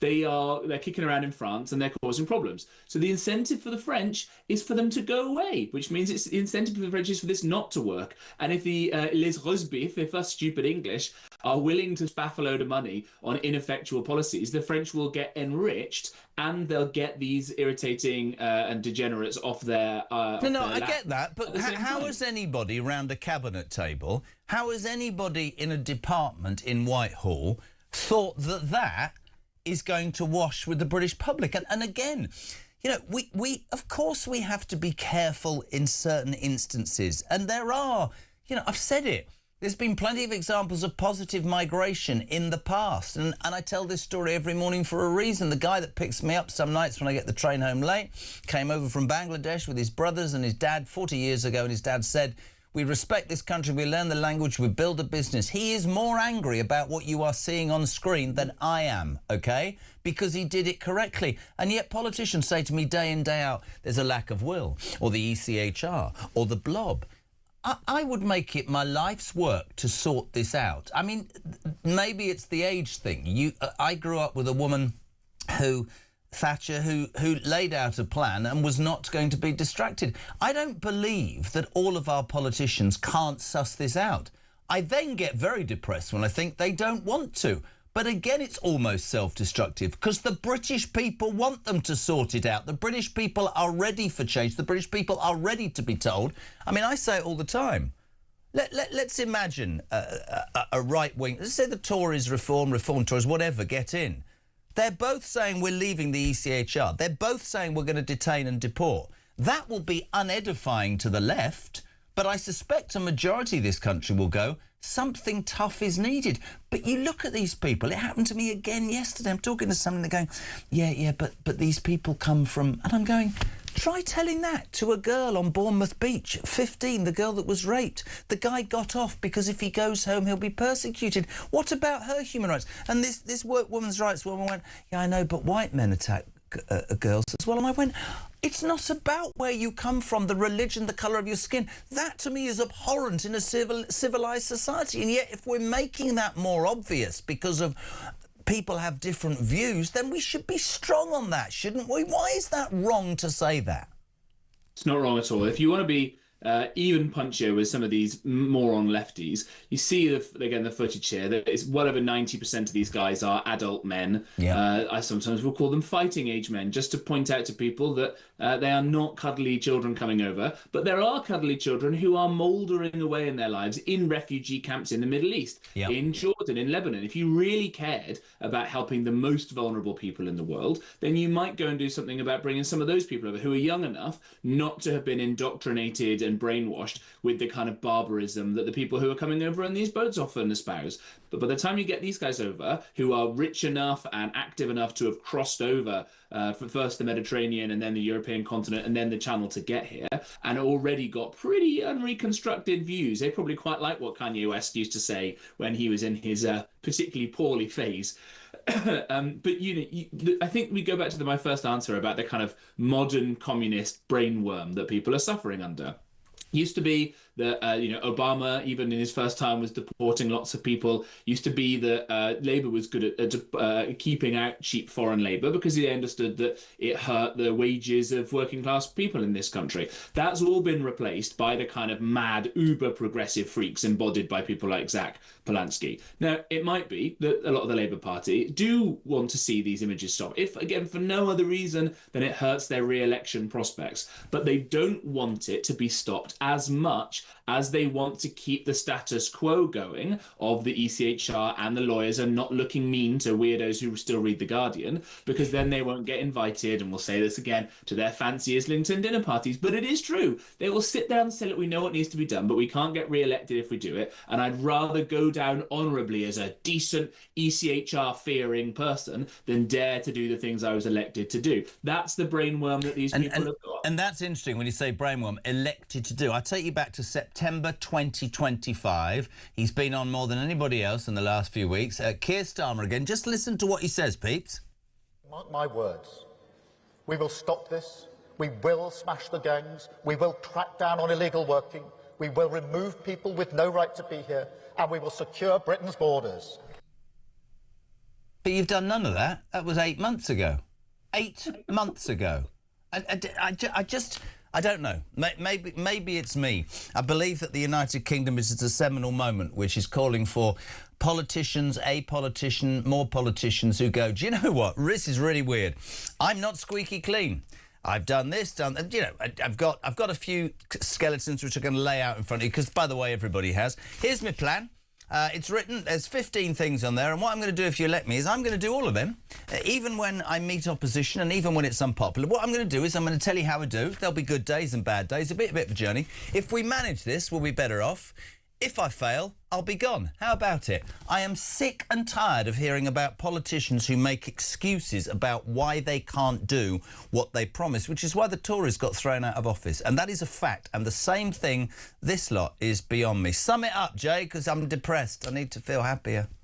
Right. the way that to cheer you up is that inherent in the British Constitution, in our wonderful system, is that if you do get somebody elected with a mandate like that, let's say it's Farage with the Tories in coalition or the Tories with Farage in coalition or whatever, there is nothing legal that prevents somebody with a majority in Parliament from achieving everything on that list that you talk about. And again, helpfully, Reform and the Tories basically have the same policies at this point, because the Tories have made Reform get sensible with their economic policies, and Reform have made the Tories face up to their failings on immigration and the ECHR and all these other areas. So if you get, whether it's a coalition of them agreeing on the same things or a majority, frankly, any colour, but it will probably be a right-wing party, let's be honest, they can sweep all this stuff away very, very simply. It's not like the American system where, you know, Thomas Jefferson had to lie about George III in order to put in his constitution with all the silly checks and balances that so paralyses American politics. They've got to get consensus between the Senate and the Congress and all blah, blah, blah, blah, blah.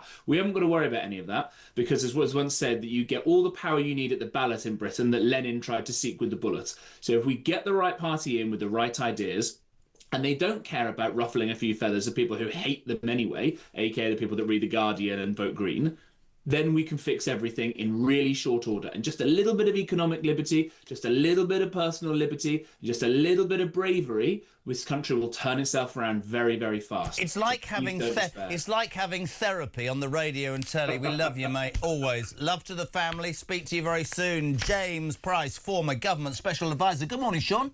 Morning, Jeremy. Sean from Grimsby here. So why it was all kicking off in the Middle East and Trump was threatening to destroy Iran, Keir Starmer's an holiday in Spain, and then he runs back as fast as he possibly can when he hears about a ceasefire and goes on the TV and says, we've agreed a ceasefire. We haven't agreed nothing, mate. The only thing we've done is send a ship that we can't use because the toilets don't work. We have the Russians just running riot in our waters. We have immigrants coming over the channel en masse. And what's the Prime Minister doing? Claiming credit for something he never even did. He'll be claiming credit for the end of World War II soon. Now, we are an absolute joke of a country, and this man is just an embarrassment. And if it was up to me, mate, and it's a good job it ain't, but if it was, I'd have him in the tower. Great show, Jeremy.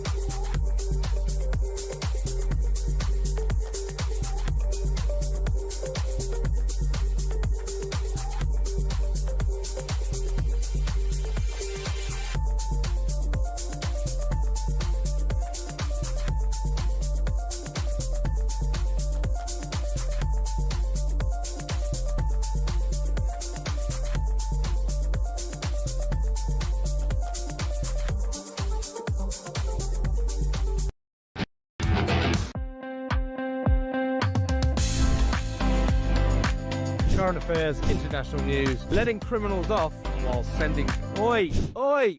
You shut up. I'm trying to record something. Stand by for 3 powerhouse hours of breaking news, challenging views. I don't give a flying damn about international law. I think people will viscerally reject this.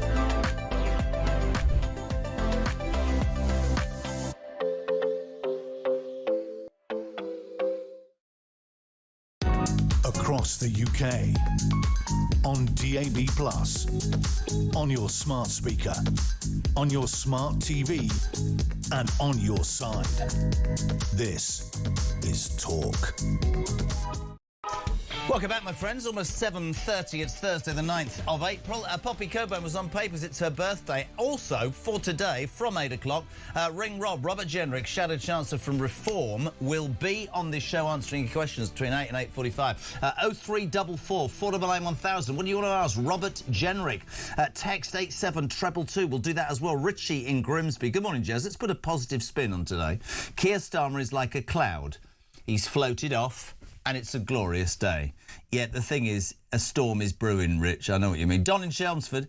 While Starmer swans around playing the world statesman, the UK, my country, is in the gutter. Jez, Russian warships sailing outside Dover. Where are our navy? Oh, yes, that's right. We don't have one. Pete, HMS Dragon. It's a ship. If the toilets don't work...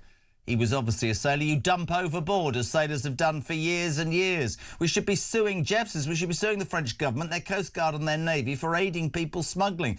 Talk, you're making the removal of illegal boat crossings too complicated. Don't know who this is from. He says, all you need to do is pick them up in the channel and immediately on a boat to a beach in France. Takes less than 2 hours. It's that simple. Dan, if I had my way, JK, I'd bring back the landing craft from World War II, but instead of brave young soldiers, we would be taking migrants back to France who shouldn't be there. Jez, I disagree with you on your NATO point. It's not Trump's personal reserve force to call him when he feels like it. He started this war without consultation, then expect others to join in and agree with everything you say on Starmer, though. Jason in Cardiff. Let's talk about Trump very quickly. Obviously, the Middle East, it continues overnight. Let's say a very good morning. I love her. Isabel Oakeshott, good morning. Good morning. The reason I read that text was I'm going to play a clip because last night Trump took aim at NATO. Have a watch, have a listen, peeps. I have to tell you, I'm very disappointed in NATO. Very. I think that NATO, I think it's a mark on NATO that will never disappear. Never disappear in my mind. You know, they're coming to see me on Wednesday. They're going to say, oh, we'll do this, we'll do that. Now they all of a sudden want to send things, you know. But they said it loud and clear at the beginning when I spoke to UK of all. I would have said they would have been the first because they're the oldest. And I say, yeah, I'd love to have a little help. He said, no, sir, we'd rather wait till you win. I said, I don't need help after we win. They have 2 old broken aircraft carriers, barely work. I said, I guess we can use them. Who the hell knows? I called the general. He didn't even want them. He said, we don't really need them. We got the SS Abraham Lincoln, sir. We don't need them. Isabel, I honestly sometimes think that his press conferences are conversations he's having in his own head. And before we criticise him about that, I just want to make the point that text did. The text said, it's not his personal force, he's wrong to attack NATO. I respectfully suggest that I disagree with that, and I'll put it to you. You're the international editor. This man and this country have been paying in billions of pounds for a good many years to defend Europe. In fact, they've been paying in more than Europe, something that Mark Rutte and NATO now accept. I'm not saying that they're their personal force, but there should be some responsibility on NATO to be there for the Americans, shouldn't there? 100%. Actually, you know, there's much that Trump has said in the last week that I don't like in terms of the tone, but the content of what he just said and the clip you played, I find nothing to disagree with. You know, NATO is not supposed to be something that is purely and heavily, primarily funded by the US, with everyone else kind of getting on board when and where it suits them. And Trump has been entirely consistent on this. It was a feature of his last presidency that he put immense pressure, quite rightly, on NATO member states to pay their way. And this was long before we're in the situation we are now. Some NATO member states did step up. The UK pays a little bit more than the minimum, but still kind of grubbing along, trying to get away with as little as possible. There's actually only a very small number of NATO member states that pay more than the minimum at all, and quite a few of them until recently weren't even paying that. And Trump, understandably, is pretty fed up. He's taken on the Iranians. I happen to think that that was the right thing to do in principle, and no one wanted to help him. And then you've got Starmer in the Gulf yesterday going, we've achieved this peace. No, Keir Starmer, you have achieved nothing except humiliating our country. No one in this region wants to see Keir Starmer. No one gives him any credit for anything because there's nothing to give him credit for. Is he as laughable internationally as he's beginning to be at home? Is that, I mean, you're in the UAE, is that... 100%. 100%. He's just irrelevant. He's completely irrelevant. I know he likes to think that he matters, but all he resembles is some bank manager from a provincial town branch that's about to be closed. Heading along to the annual bank managers conference, trying to pretend that he's the one giving the keynote speech. He just is an embarrassment to everyone, and the sooner he shuffles off this international stage, the better. I love that. He's like a provincial bank manager in the last throes of his career, knowing his branch is about to be closed. It's just, I've said it again and again, I actually don't want to spend every day talking about Starmer, but you're absolutely right. I mean, we don't know the specifics of what's going on. They say overnight the ceasefire has been breached. The Iranians are saying the Americans have breached it because the Israelis are still bombing Lebanon. The Straits of Hormuz has been open, then shut, and allegedly the Iranians are charging vessels $2 million to go through. There's NATO being threatened, and Mark Rutte talking about other things.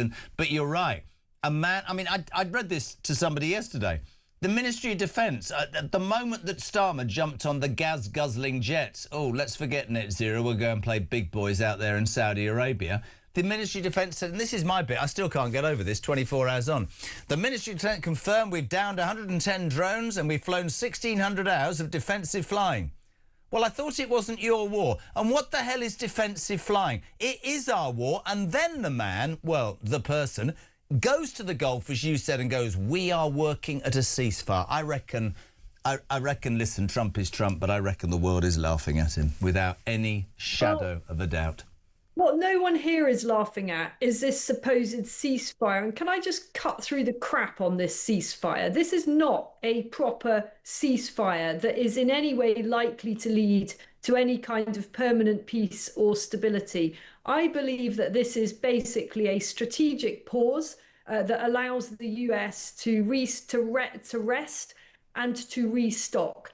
The idea that the Iranians could impose a toll booth system on the Straits of Hormuz will be totally unacceptable to the Gulf, and it will be totally unacceptable across the wider world. I heard Trump's press secretary last night. I listened to the White House press conference, and she still wasn't resiling from this idea. She was kind of like, yeah, that's something we might consider.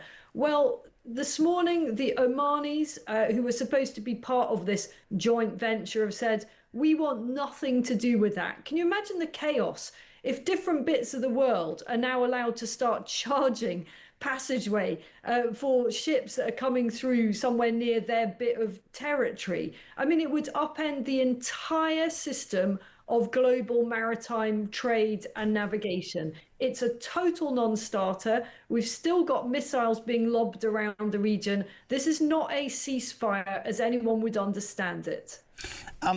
I couldn't agree more, but my mind works in mysterious ways. And in the midst of your talk, I've suddenly worked out how we can stop the boats in the channel.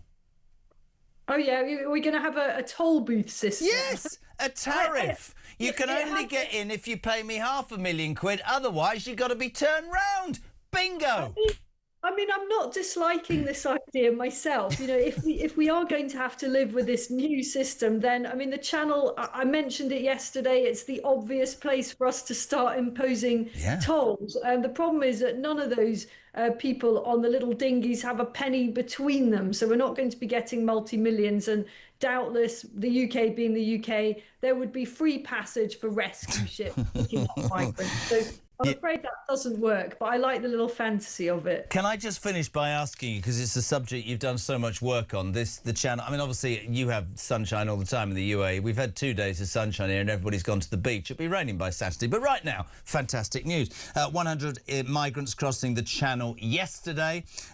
France has rejected any negotiation with Shabana Mahmood, and we still are giving them. Last week we gave them £16.5 million. Sum it up for me. What is the point of spending that money, Isabel Oakeshott?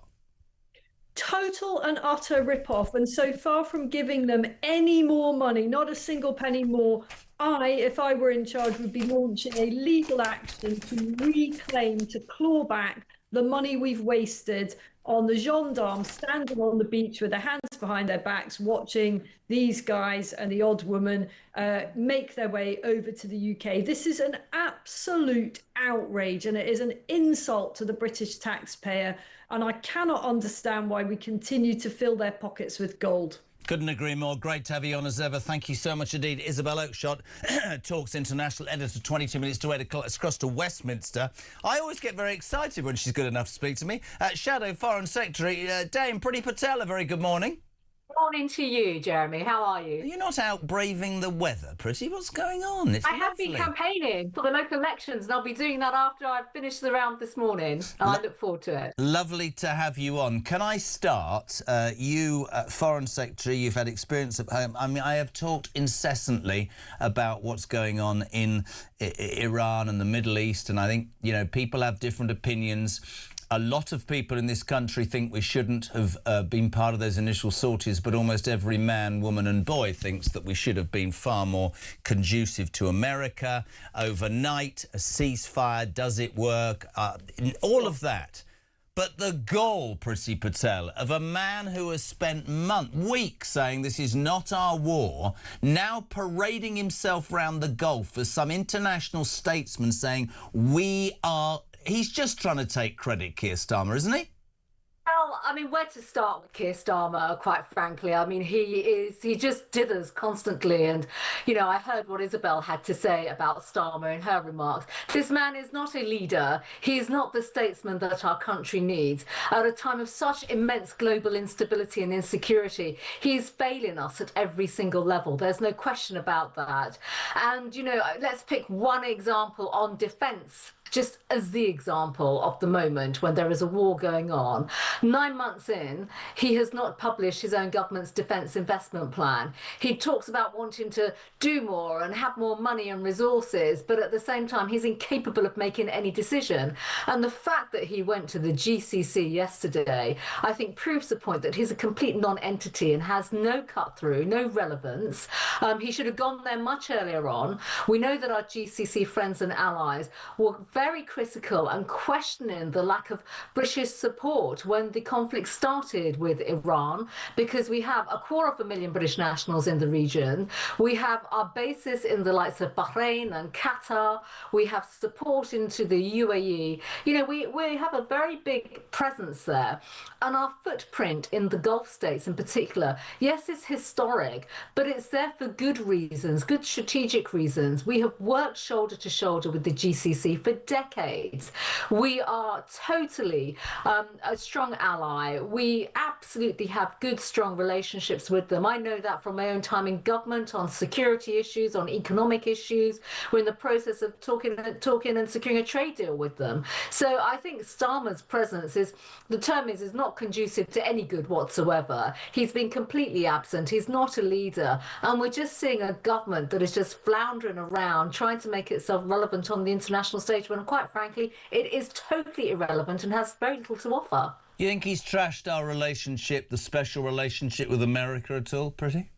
So I think it's across the board, Jeremy. I mean, the US relationship is very important, and we spoke previously. I was last in America in February, and literally I came back on the Friday, and the conflict with Iran happened on the Saturday, and people were very open with me about their views about Britain under Starmer, and they effectively took the position that they feel that there's almost been some kind of left-wing coup in our country, where you know, there's no significance anymore or understanding around the depth of the special relationship and what it exists for. I, of course, have been in government, and whether it's Five Eyes, security, intelligence, you know, those relationships are fundamental and they will always exist. But actually, it's a bit more than that. It's that bond of trust. And I think that equally applies, as we've seen now over the last 6 weeks, when it comes to the Middle East states. With the GCC I've just spoken about, do they see us as a reliable, trusted partner? I think that's under question right now. And I think Starmer was trying to make up yesterday for, you know, the absence and the absent ground, the pitch that he vacated effectively over the last 6, 7, 8 weeks. And then secondly, I've mentioned this many times, even in Parliament, when it comes to countries such as Israel, the British government under Keir Starmer, they choose to get their megaphone out, criticising Israel, rather than having constructive dialogue and leveraging our influence. And the point about Britain is that we've always been able to have a seat at the table, leverage our influence, you know, sometimes say uncomfortable things to some of our allies, as well as do supportive things. And right now, under this government, I think there is just an empty chair policy, and that is a deep, deep worry. It really is. We're not see it. Leveraging in the right way. I agree. I just see it, and I've been very vocal about this. I don't think we should kowtow to Trump. I do think we should have given the bases. I do believe that that special relationship will outlast these two men who patently are polar opposites. But what infuriates me, what absolutely infuriates me is we just... I said it during the election campaign as carefully as I could, because one has to as a broadcaster. If you, in basic layperson's terms, see, I'm getting politically correct, if you promise all the things to all the people all the time, if you make your tent big enough to invite everybody from all sides to get to where you want to be, you're going to spend your entire time placating left to please right to do... And my view of Starmer is he doesn't have the political DNA, Priti. He doesn't have it in him to make a decision that's unpopular, to have a plan and stick to it, to deal with detractors. There's this vision of him with Trump which will never leave me, and it was very early on in the Prime Minister's job, and he met, I don't even know where he did, and Trump strode out with this file, and Starmer sort of walked next to him, and then he opened the file with his big thing, and papers dropped, and Starmer dropped to his knees and sort of passed in the paper up, and I thought, God, even that. Let me ask you, as Shadow Foreign Secretary, I mean, we've got HMS Dragon that now still hasn't got to Cyprus because it's got a sanitation problem. That's great, isn't it? The Americans have been round the moon and back twice and we can't get a ship there. And, Priti Patel, we've got Russian warships and small boats in the Channel. Why are we incapable of defending our borders? It's an outrage. I mean, I could spend a long time speaking to you about this, Jeremy. I really could. But first and foremost, you know, you've asked about HMS Dragon. Let's not forget we've got our service personnel, our men and women on there who's, you know, do us proud, and they do great work for our country. You know what they need? They need leadership, and they need strong leadership, which they're simply not getting from His Majesty's government right now. And that's terrible. That pains me to say that, because, you know, these are professional men and women that train at the highest level to serve our nation, and they do us proud around the world. There's no question about that. You've mentioned the Shadow Fleet, this Russian tanker. I think it's an absolute disgrace, and, you know, as someone that was in government when the Ukraine war started, you know, we were absolutely unequivocal and firm when it came to standing up to Russia, putting all the resources that were required and undertaking the decision making that was required. You cannot sit on the fence, and, you know, you've made your comments about Starmer wanting to be all things to all people. You cannot be all things to all people. Strong leadership at a time of conflict is about demonstrating that you come from a position of strength. And yes, that is with military might and investment. We're still waiting for this long-awaited defence investment plan, which Starmer has not published. I think, you know, it's all smoke and mirrors now. It's just a joke. But fundamentally, our allies can see our weakness, which is why Putin has behaved in the way in which he has. And I finally would just say, you've mentioned small boats. I heard you speak to Isabel about that as well. You know, we put the British Navy in the Channel when I was Home Secretary. But this is, again, it speaks to what is needed now. Times have changed and things move forward. My party is very clear about leaving the ECHR. We need to strip away the rights of these individuals that are coming into our country illegally. We do have legislation on our statute books that the government could start to implement. Instead, they're just going around the houses and trying to throw more money at France, which is not the answer. And I'm afraid, that's where lessons have to be learned from the past. And we have to take the right kind of action that's fit for our country right now, which is exactly what my party is advocating. Great to have you. Honestly, brilliant. Great. Good luck with later on. Thank you very much indeed. The brilliant Priti Patel, Dame Priti Patel, Shadow Foreign Secretary, former Home Secretary, 13 minutes to 8. Don't forget Robert Jenrick, Shadow Chancellor for Reform. He's answering your questions. Anything you want to ask Robert Jenrick from 8 o'clock, 0344 499 1000. Your text to 87222. This is Talk Breakfast, the home of common sense and the home of the alarm clock. Brit. Morning, Phil. Morning, Jeremy. Phil from Durban again. Another day of shame, ridicule and embarrassment. We have become the laughing stock of the world. Not only is Starmer content with rubbishing our domestic policy, he's now rubbished our foreign policy. Is there no end to this imbecilic idiot? I hold my head in shame. Thanks, Jeremy. Great show.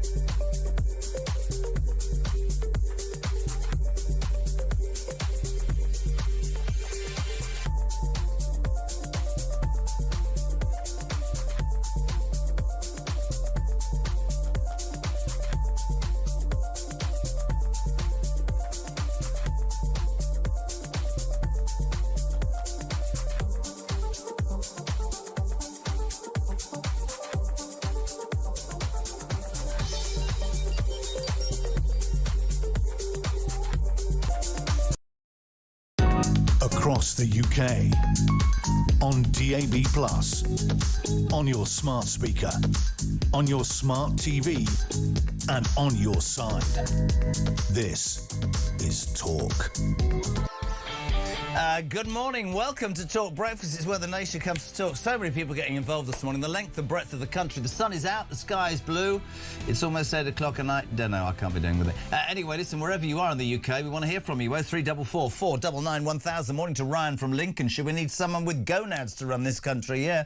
Norman, good morning, JK. Why is Keir in the Middle East? I would have thought that they were the last place on earth that needed a human rights lawyer. He is making this country a disgrace. Norman is in Hertfordshire this morning. Hello to Mark in Selby. Jez, our PM, would not be trusted to make the right decision over a packet of biscuits for a cabinet meeting. Can you please explain to me how he made Prime Minister? Because this country voted for him. Dan in Leek in Staffordshire. Jez, great show. PM Pinocchio is off another trip for a photo then. About the only place he's not been is a trip to Trumpton, as it's the only place he'd fit in. Thanks for keeping us sane. Hello to John Roberts this morning in Germany. Taunton. To me, it's really easy, says Tim in Taunton, to sort of deal with the French. Every boat that comes across, one fishing licence gone, you will then find the French fishermen will block the boats leaving. Said it for ages. 10 to 8, 0344 499 1000. Good morning, Andy. Morning, Jezza. Andy from Birmingham. My God, we are really in it, aren't we? A few weeks ago, Starmer said he's going to stop any Russian vessels coming up the channel. Yesterday, warship escorted a sanctioned tanker through the channel.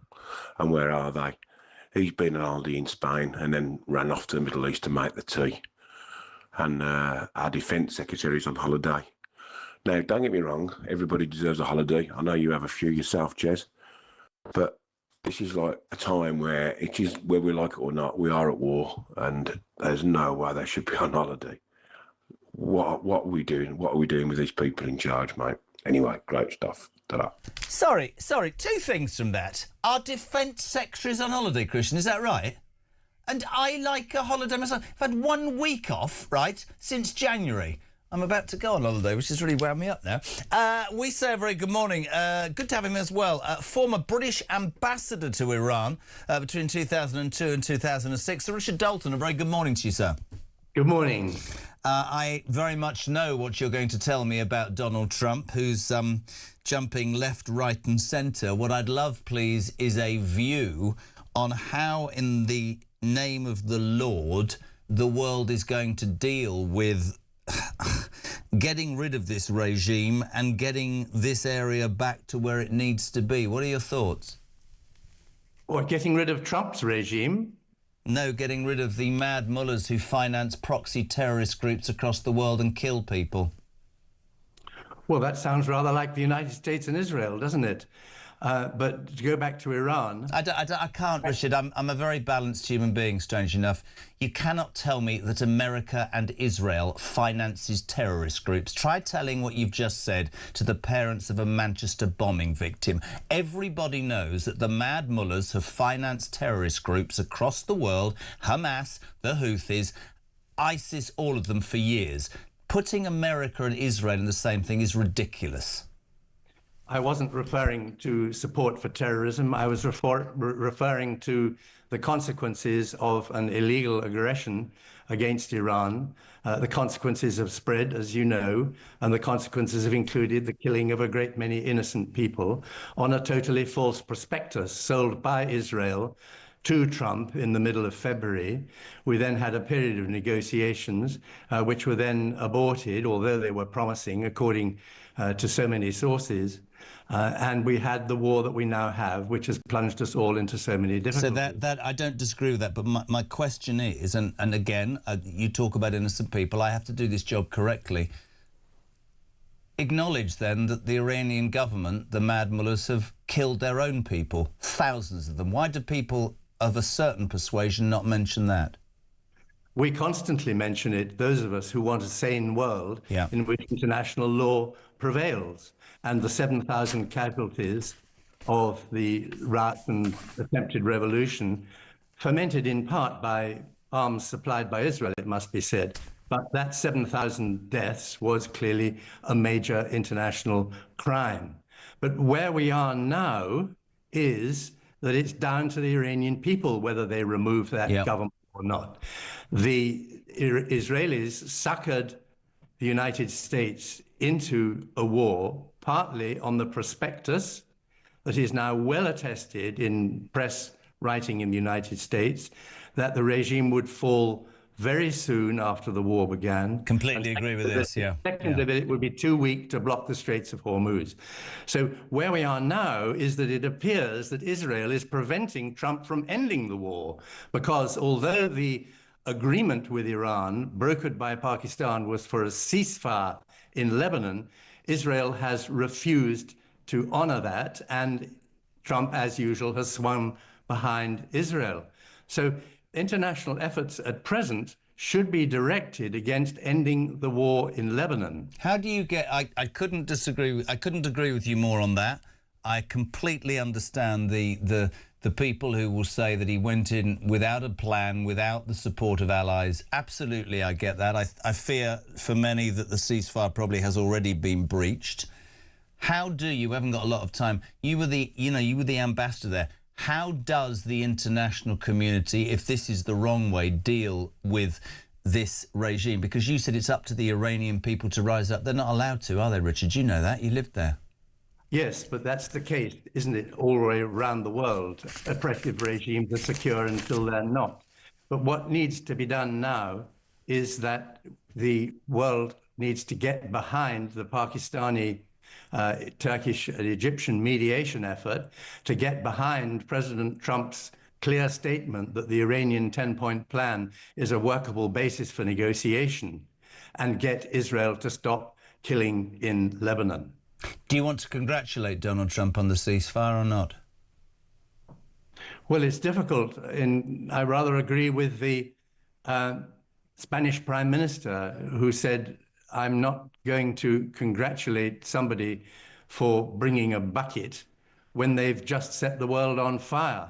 Yes, I do appreciate his decisions to try and stop the war?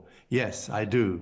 Richard Dalton, thank you. Really good to always get a different view. Thank you very much indeed. Former British ambassador to Iran. So, Richard Dalton, what do you make of that? 0344 499 1000. There are many critics of Trump, and many of them are justified in their criticism. Others will say, no, this needed to be done. 0344 499 1000. And that number, in the text number, 87222, because after the news at 8... Robert Jenrick, the man who defected from the Tories to Reform, he would be a chancellor in a Reform government. Takes your calls, takes your questions. 0344 499 1000 and text to 87222. Good morning, Sarah. Morning, Jezza. Great show. Just listening to your conversation with James Price, and he's absolutely nailed it with as far as this pathetic little creature that calls himself our Prime Minister is concerned. I mean, he is a despicable human being. I'm 58 years old, and I don't think I have ever hated anybody ever until this man. And he is doing such harm to our country, to our reputation. Yes, 14 years of the Conservatives. Yes, they did an appalling job. But this man, I feel, actually hates the UK. And as far as him going over to the Gulf and with his puffed out chest and his suit on and pretending he's actually, you know, kind of responsible for the ceasefire and the talks and everything else. I mean, come on. I mean, I don't know. He needs to go. I just don't know. I don't know what's next, though. That's the thing, isn't it? But James Price absolutely nailed it. Thanks, Jezza.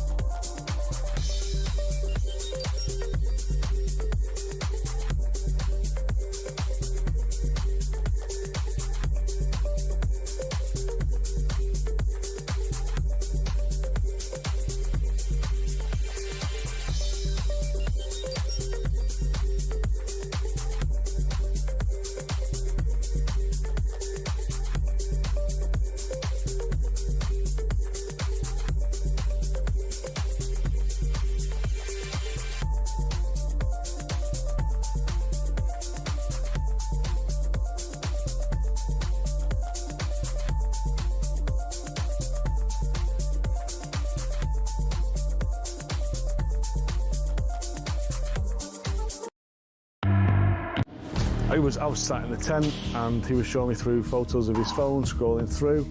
This was barbaric, horrific stuff. Blokes going through walls in vehicles and then jumping out and shooting everyone. You know, his WhatsApp picture was him with a mask on, with a gun like that.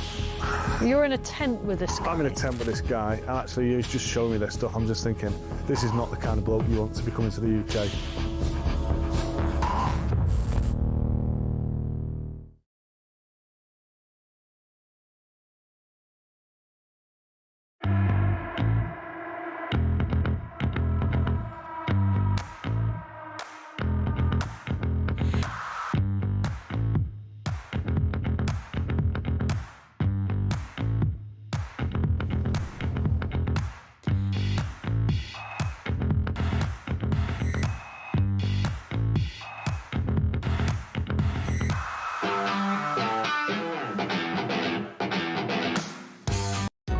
Across the UK, on DAB+, on your smart speaker, on your smart TV, and on your side. This is Talk.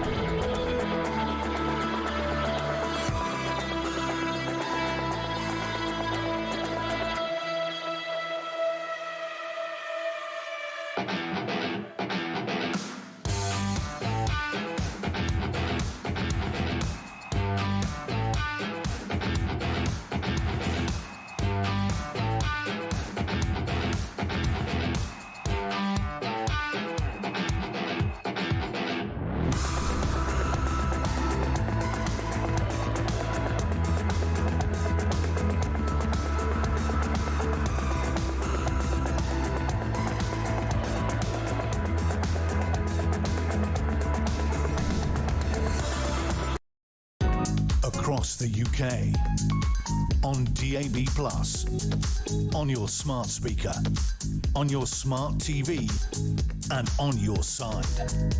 This is Talk.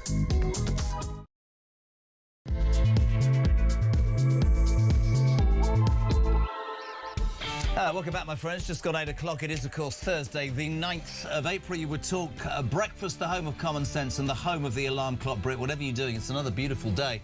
Tell us where you're at, what you're doing. Get your views on the news. 0344 499 1000. Text to 87222.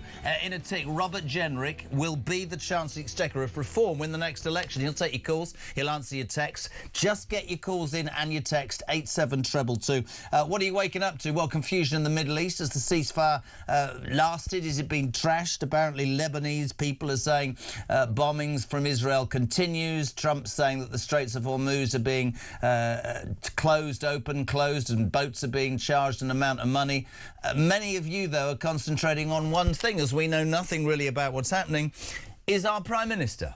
The man who said this isn't our war, the man who said, and I quote, it's nothing to do with us, is now in the Middle East walking around saying, we are after a ceasefire. Robert Jenrick, good morning. Good morning to you. He's got some front, hasn't he? Well, let's see what he's doing. He's in the Middle East saying that the UK is now going to play a vital role in opening the Straits of Hormuz. We don't have a single ship. It took him 3 weeks to get one boat from Britain to the Eastern Mediterranean.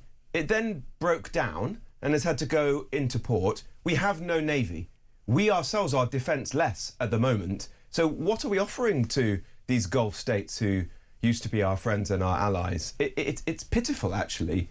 The UK is humiliated. You've got Yvette Cooper doing Zoom calls to other impotent countries saying, what might we do if we had any assets? It's very sad. What I'd actually like him to be doing is to be here in the UK, focused on the cost of living.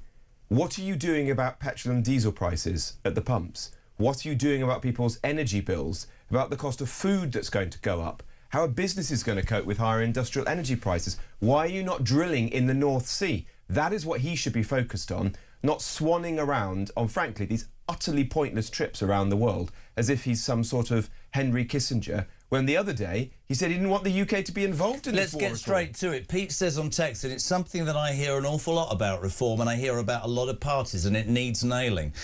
I think obviously you will always get this. You were part of a Conservative Party that over 20 years, 15 years, systematically cut defence spending. We can all sit here and say that seemed right because of the Cold War. Fundamentally, what this Middle East crisis has pointed out, apart from America's we pay more than the rest of you, is that this country is, in your words, defenceless. More illegal migrants have come in 18 months than we have in the armed forces in their entirety. It's a disgrace. How will Reform, who say our defence is the #1 concern, apart from the people and the cost of living, how are you going to finance what is massively needed to re-defend Britain, for want of a better phrase? Well, we're going to have to cut waste, aren't we? We're going to have to cut some of the billions and billions of waste that you see all around us at the moment, the billions that are being spent on foreign aid to rich countries, the billions that are going on benefits to people who aren't even British citizens, the billions that are being spent on net zero subsidies, and above all on welfare. We're going to have to get the millions of people who are currently choosing not to work, not people who really need a safety net, but the people who are off work, for example, with mild anxiety, get them off benefits back into work and use that money to cut people's bills, cut people's taxes, and yes, spend money on defence. But how long will that take? Surely the need right now is for the world to do something in terms of arming itself. I think we have to be realistic. Yeah. You know, our armed forces are not just depleted, they are decimated. We don't have a single ship. The Defence Secretary, supposedly one of the more competent people in the Cabinet, didn't even know how many boats we had the other day in the most excruciating interview I've ever listened to. Do you know what somebody said to me this morning? In the space it's taken us to get a boat to Cyprus, which hasn't got to Cyprus, it's only got to an Eastern Mediterranean port because there's a sanitation problem. The Americans have sent 4 or 5 astronauts, I don't know, further out of space and round the moon and they'll be back tomorrow. Yeah. My viewers and listeners are beyond embarrassment. Well, there's an old phrase that it's only when the tide goes out that you see who's been swimming naked, and it is obvious that on multiple fronts the UK is completely naked. We have no functioning armed forces, or barely. We have an appalling energy policy. Do you take responsibility, having been in a government that didn't do that? Yes, of course. I've always said that. You know, if you look at defence, for example, the coalition government in particular, I think, has the most disgraceful record. I mean, I wasn't an MP for all bar a year of that, but I'm not avoiding responsibility. They spent £150 billion on foreign aid in pursuit of so-called soft power, and yet they did a real terms cut in defence spending. That's a dereliction of duty. Absolutely. Let's get to it. And you can't unwind this quickly. You know, even if a reform government came in, cut the waste, invested more in our armed forces, it might take a decade. Tony to from rearm Bedford our has country. this exact question for you. He says reform as promising a land of milk and honey. When they are elected, he says, my concern is the growing expectation that it will all happen the day after the election. In reality, Rob, when would you expect British taxpayers to actually feel and see the benefits of a future reform government? Great question. Well, there'll be some things that can happen very fast. You know, could a reform government in its first few months stop the small boats? Yes, I think there's every reason to believe we could do. You know, would Nigel Farage put the Navy in the English Channel if that's what was necessary and turn back the boats? Yes, he would do, things that prior Prime Ministers have just never had the guts to do. Could we do things like rearm our armed forces overnight? No. You know, that's going to take us a very long time. I was in Belfast 2 weeks ago and was looking around the old Harland and Wolff shipyard where the Titanic was built, and it's like a ghost town. Acres and acres of this vast historic shipyard sitting empty. And now the Royal Navy is starting to build ships there. And so there's the very, very beginnings of one ship being built there. But it's clearly going to take years and years to restart this, to reindustrialise, to rearm our country, to create, you know, the jobs that are and the skills that are necessary. But are we going to begin that process? Yes, because the best time to do it is today, rather than just putting off these things in the hope that something will turn up in the years to come. Loads to do. Tommy, I need that turned down. It's like a sauna in here. Tracy, Staffordshire, you're through to Robert Jenrick on Talk Breakfast. Good morning. Good morning. Robert, how are Reform going to deal with the companies that make money from policies that Reform have said they're going to repeal? For example, net zero, the big complex around asylum seekers, the NGOs, the big cuts in the civil service, because you're going to get hundreds of thousands of people unemployed. And don't just tell me we'll grow the economy. Well, that's a good question, Tracy. Thank you. There will be some people who will lose out if you make big changes in an economy and the way that a country is run. Don't get me wrong. But we're going to take the right decisions in the interests of the country as a whole. Let me give you a couple of examples. We're going to cut some of the subsidies for green energy. And are there some jobs dependent on that? Yes. And is that unfortunate? Absolutely. Although I think there are far fewer than people might suggest, because actually the solar panels that you see covering the countryside, no doubt you've got this problem in Staffordshire as we have elsewhere in the country, they're predominantly made in China. Mm-hmm. It was a lie, frankly, when people stood up and said there'll be millions of green jobs that will replace all of the jobs in the old-fashioned industries. That never happened. So if you look in Staffordshire, where you are, Tracy, the ceramics industry, which was once the proud foundation of Stokes industry, all those companies like Wedgwood and so on, they're all closing down. Wedgwood is on the brink right now. When I was there at Christmas time, they'd ceased production or paused production. I'm not quite sure what's happened now, but they're in real financial difficulties because of very high energy prices. So we want to help businesses like that, and hopefully we'll be able to get them going again so they can maintain and create jobs.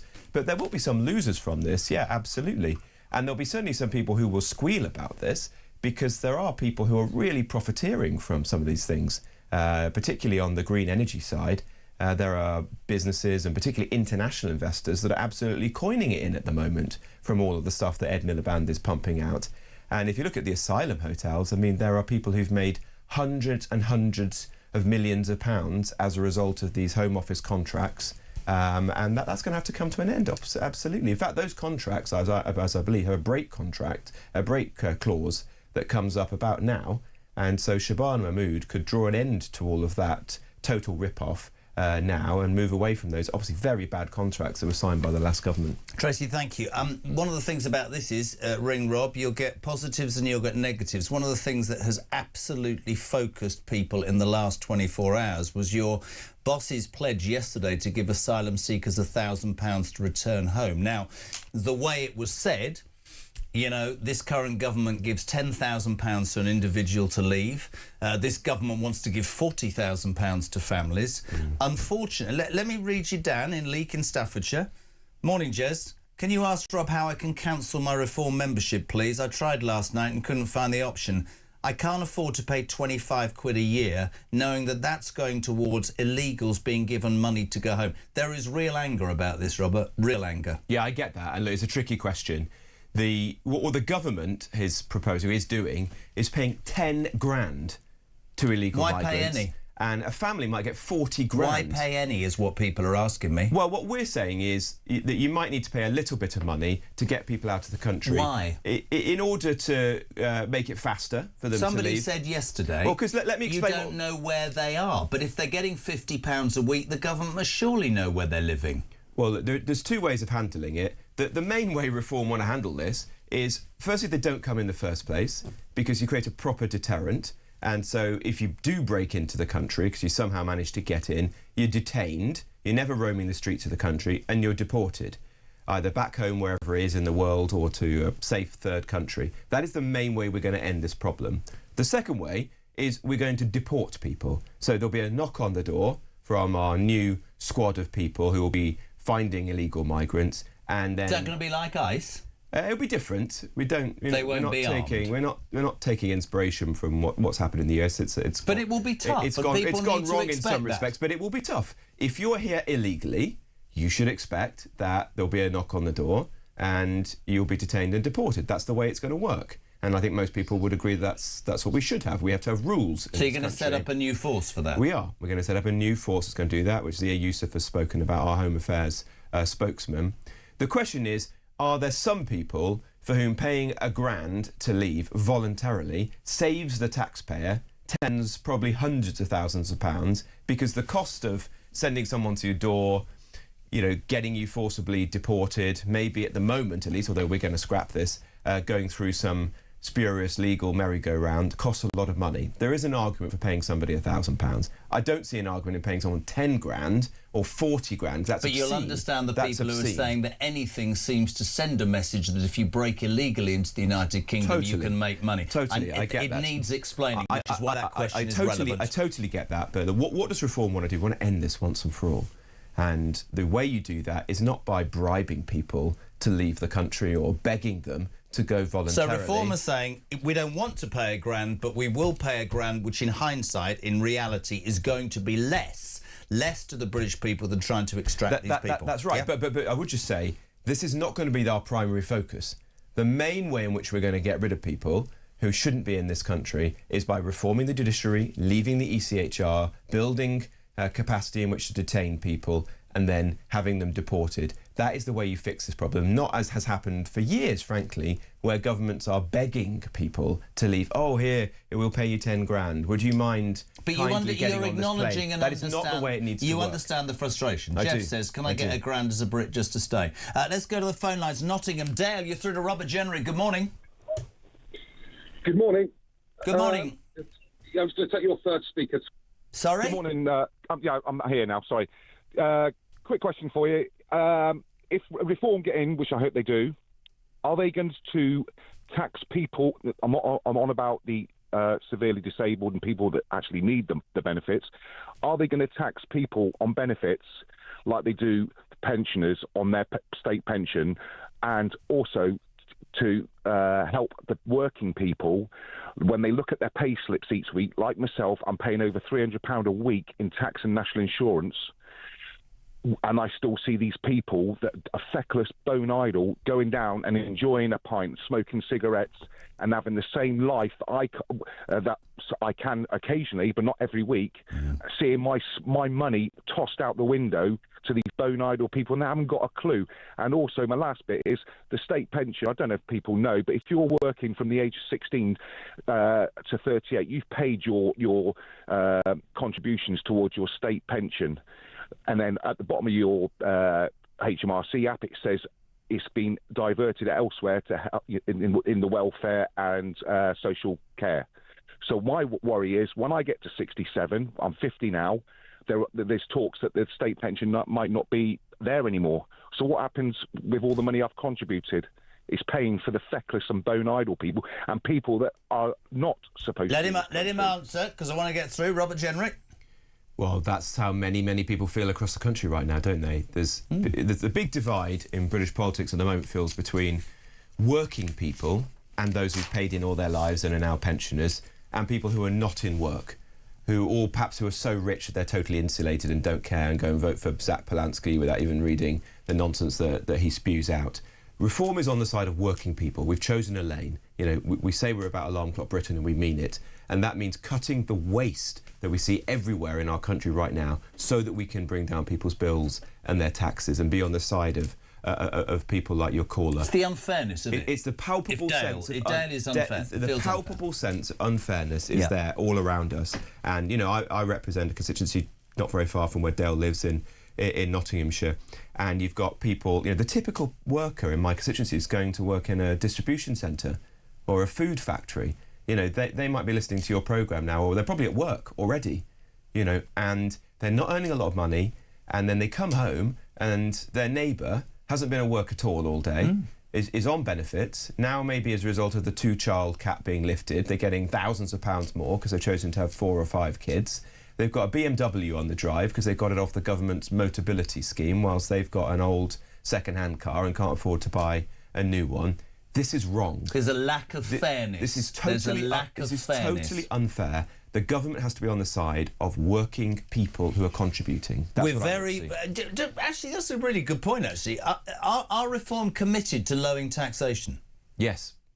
Taxes are far too high. But we're not going to chuck around promises, you know, that we don't ever deliver on. You saw that with Liz Truss and the mini budget, you know, loads of tax rises, hurrah, but they all fell apart a few weeks later because we couldn't afford them. That's because the establishment took her on.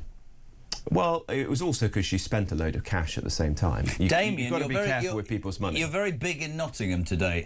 Jenrick, will Reform lead in campaign on the run-up to the next election advocating for the reintroduction of the 2-child benefit cap? Because I think Labour will try to push the narrative that Reform will take away money from hard-up families trying to target tens of thousands of voters almost by bribery. I personally believe they should. What is Reform's position on the 2-child benefit cap now? We're going to bring it back. Look, we want Brits to have kids, obviously. It's a very personal decision, but we want people to have more kids. But we can't afford as a country to do it by welfare. But isn't it just really simple? Would you not just say, maybe I'm missing the point because I do this every day. To me, it's really simple, and I agree with the last guy. If we're saying to a feckless generation or people who have chosen benefits, and before you jump up and down, people, there are millions of people who are quite rightly on benefits with illnesses, physically and mentally, and I'm really happy to pay my tax, but unless we as a country finally have that debate that there are millions taking out of the hard-working That's right. Brit, we're missing the point. Isn't it fair to say that the 2-child cap benefit should actually will help people who are working, who want to have a bigger family, who are providing something, but those at home, and God knows I talked to quite enough for years, if you're having 5, 6, 7 to get more benefit or a bigger house, that makes a mockery. Mockery of working Britain. There are millions of families out there, couples, who are thinking carefully about how many kids they can afford to have. Yeah. And, you know, they might decide to stop at 1 or 2 or 3 kids, as is normal, and they just think, look, responsibly, we can't afford to have 3, 4, 5, 6 kids, even if we wanted to have them. And then they look at someone down the street who's having all those kids without thinking it through and just expecting the state, i.e. you and me, the taxpayer, to step in and pay them tens of thousands of pounds in benefits. And that isn't fair. That's wrong. Do we want to help people to have kids in other ways, like building more homes so that rent is cheaper for people like young couples, that trying to make childcare more affordable, trying to reduce people's bills so the cost of living is easier? Yes, absolutely. That's the way reform will try and make life easier for young couples just getting started in life, but not just with more benefits. And the other thing I'd say, Jeremy, is that if you look at the stats, a very high proportion of the people who are going to benefit from Labour's policy of lifting the cap are more recent arrivals to the UK. I think a third of... So is it a vote winner? Well, they obviously think it is for people who are on benefits. It's not for people who are in work. The vast majority of people who are in work are strongly opposed to this policy. But the point I was making is that a third of the beneficiaries of the policy Labour have brought in were not born in the UK. Now, you can argue, about that as much as you want, but it doesn't feel right to me that Brits who are born and bred in the UK, who are paying their taxes, should be paying literally billions of pounds in benefits to people who've only just recently arrived. Well, in there's the a UK. really quick. Before we get to the there's a really quick text from Steve. He said, I don't like some of the. I want to change anyway." He says, "Are you concerned that some communities, taking it, I think, not born and bred in the United Kingdom, are having more children than Brits? Could this change the demographics?" He says, of the United Kingdom. Well, the demographics of the UK are changing as a result of immigration. Absolutely. The point that I was making is that because of this policy, it is some people who have come more recently to the UK, or their parents and grandparents are much more likely to be having big families than others. So just the facts of this case, of this policy, are that it is going to benefit predominantly, or in large part, those people who've more recently arrived in the UK, and that doesn't feel fair to me. Right, 8:25. Robert Jenrick, who will be Chancellor in a Reform government, answering your questions. Get them in 0344 499 1000. Text to 87222. We're back in 3. Morning, Jamie. Morning, Jeremy. Morning, Rob. It's all very well saying put the Navy in the Channel to stop the small boats. As it transpires, we don't seem to have a Navy. Well, bar one broken ship floating about in the Mediterranean, but yeah.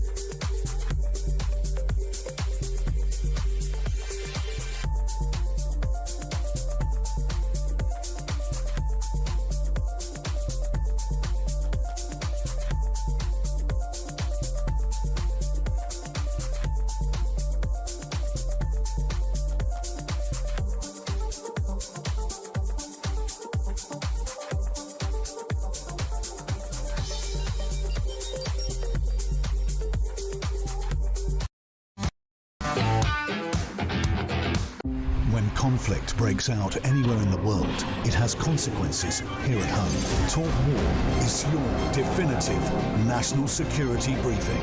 From the conflict in Ukraine to the tensions in Gaza and the latest escalation with Iran, this is where you'll find comprehensive comment and expert analysis with multiple updates throughout the day. The Talk War podcast from Talk, available on the Talk app or wherever you get your podcasts.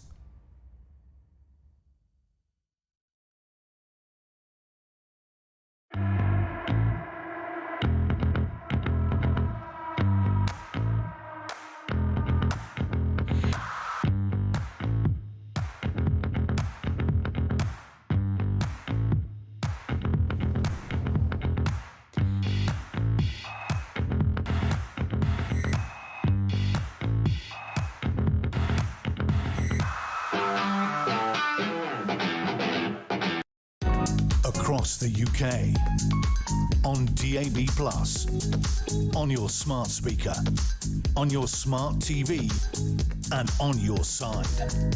This is Talk.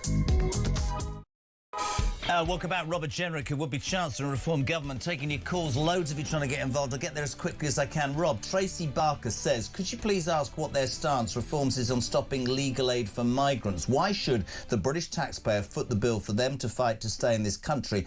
Also, regarding changing the Starmer law, they can get the same rights as British citizens. Please tell me. This is Tracy in Wakefield. Yeah, Tracy, it will be gone. The end. Finito. No more merry-go-round of legal claims from illegal migrants. If you come into our country, you'll be detained, you'll be deported. You won't be able to claim asylum, so there'll be absolutely no need for you to be putting in legal claims at all. It's over. It's been an absolutely shameful episode in our country's history that this whole industry has come forward of human rights lawyers like Keir Starmer and Lord Hermer, the Attorney General. They will be out of work. And we won't be wasting any more of your money on this kind of nonsense. This one from Tina in Surrey says, she says, Reform want to ban visas for countries asking for reparations. Why not just ban all visas from all countries to control immigration? It's a great point. So, I mean, that's a really good point from Tina. Well, you do want some people to come into the country, don't you? As tourists, as business visitors, as students. But the point we're making is that if you mess with the UK, then there are consequences. If you go on the world stage pontificating, claiming that we should be paying you reparations for what happened during the period of slavery in a completely ahistorical way, which then Britain there's banned, you will not be getting visas. And yeah, you're right, Jeremy. Look at Britain's actual record here. Yeah. We created the West Africa Squadron, which saved 150,000 Never lives. hear that, though, do We had you? 1,600 ships. I know. Yep. 1,500 Brits died. It was a very dangerous business. 1,500 Brits died, and yet we supposedly, having been the first major country in the world to end slavery, and then going out on the high seas to defend that moral decision that we made as a country, and ultimately bringing it to an end in most of the world in the decades to come, we should be uniquely apologetic Rob, about it and pay billions of pounds for the privilege. But that's all part symbolised by this government of... I just think we've become apologists. We've become apologists for years. We've always been the left wants us to apologise for everything that we've done. We've morally led. You come here, we'll give you this, we'll give you that. The reason I think we're this seminal moment, I keep saying it, is... that word fairness, the British people, the alarm clock Brits, the hard workers are going, hold on a minute, I know we've done this for years, but I'm genuinely at the back of the queue. And whether it's illegal migrants or benefits, whether it's anything at all, people are frustrated. Let's go to Bushy. Lawrence, you're on Talk Breakfast. You through to Robert Jenrick. Good morning. Morning, Robert. Morning, Lawrence. Quick question. OK, I'm a full-time carer for my wife, and I've worked since I was 17. The government, basically, I get a carer's allowance of £313 a month, which is deducted from my wife's benefits. Now, I've worked all my life, and she had a brain injury, and overnight my life changed. I wrote to Richie Sunak back in the old days, and I got a letter back saying, well, us carers should be grateful for what we get. Now, it's classed as an income. At £313 a month, that's less than the average wage, and I've had to give up a full-time job because I'm not allowed to work because the government says that's part of your income. What is Reform going to do to recognise us carers who save the NHS millions of pounds a year? What are you guys going to do about it? Yeah, thanks, Lawrence. Well, you make a very good point. I wish there were more people like you, frankly. People who, out of love for your family, have given up jobs, the income that comes with that. No doubt life is much tougher financially as a result of that decision. And, you know, you're not doing it for the money, obviously, but the state should recognise that, and we should be doing more to support you. I'm very interested in this question about carers, the carers allowance, whether there is more that we can do to encourage other people to take the decisions that you have. Because it's obviously the right thing for families. It's the best and most loving way to care for people. Not the truth, and it saves the NHS and social care vast amounts of money. And we see the state of social care at the moment in the country You know, all these local councils are on the edge of bankruptcy, or indeed are bankrupt because they can't afford it. So we need to encourage and support people who are just doing the right thing for their family. Can I just jump in and say, Lawrence, the thing that resonated from me when you told your story there is, and I say this all the time, whenever we have a discussion on the show about, you know, this benefits bill is through the roof, and in terms of welfare we need to put our foot down, people, Lawrence, naturally go, but I'm genuine, like you, absolutely. But the reason I think whatever the government next is has to do something about the feckless and the people who are gaming the system is that people, Rob, like Lawrence, like the genuinely ill, like the genuinely disabled people who come, they phone me the whole time, we want to work but we can't. Those people, like Lawrence, are what the bloody system's supposed to be about, and it's not. It's been hijacked. The tragedy of the system is most people would probably like the genuinely disabled to get more than they do today. Because the sums of money are actually small and life is difficult when you're on benefits. But the problem is that millions and millions of other people are being allowed to coin it in, you know, getting billions of pounds for completely ludicrous things like mild anxiety or very moderate mental health conditions. And that has to come to an end. You know, it really does. I don't know if you've seen some of these stories recently about these sickfluencers, you know, people who are on social media explaining to people how to claim benefits. They're doing videos on Instagram and Facebook. I'd ban it. I don't understand. I'd ban it. Well, they should be in jail. Yeah. You know, these people are fraudsters who should go to jail. We've got so much to go through. Lawrence, thank you very much indeed. Don't Thanks, think me rude.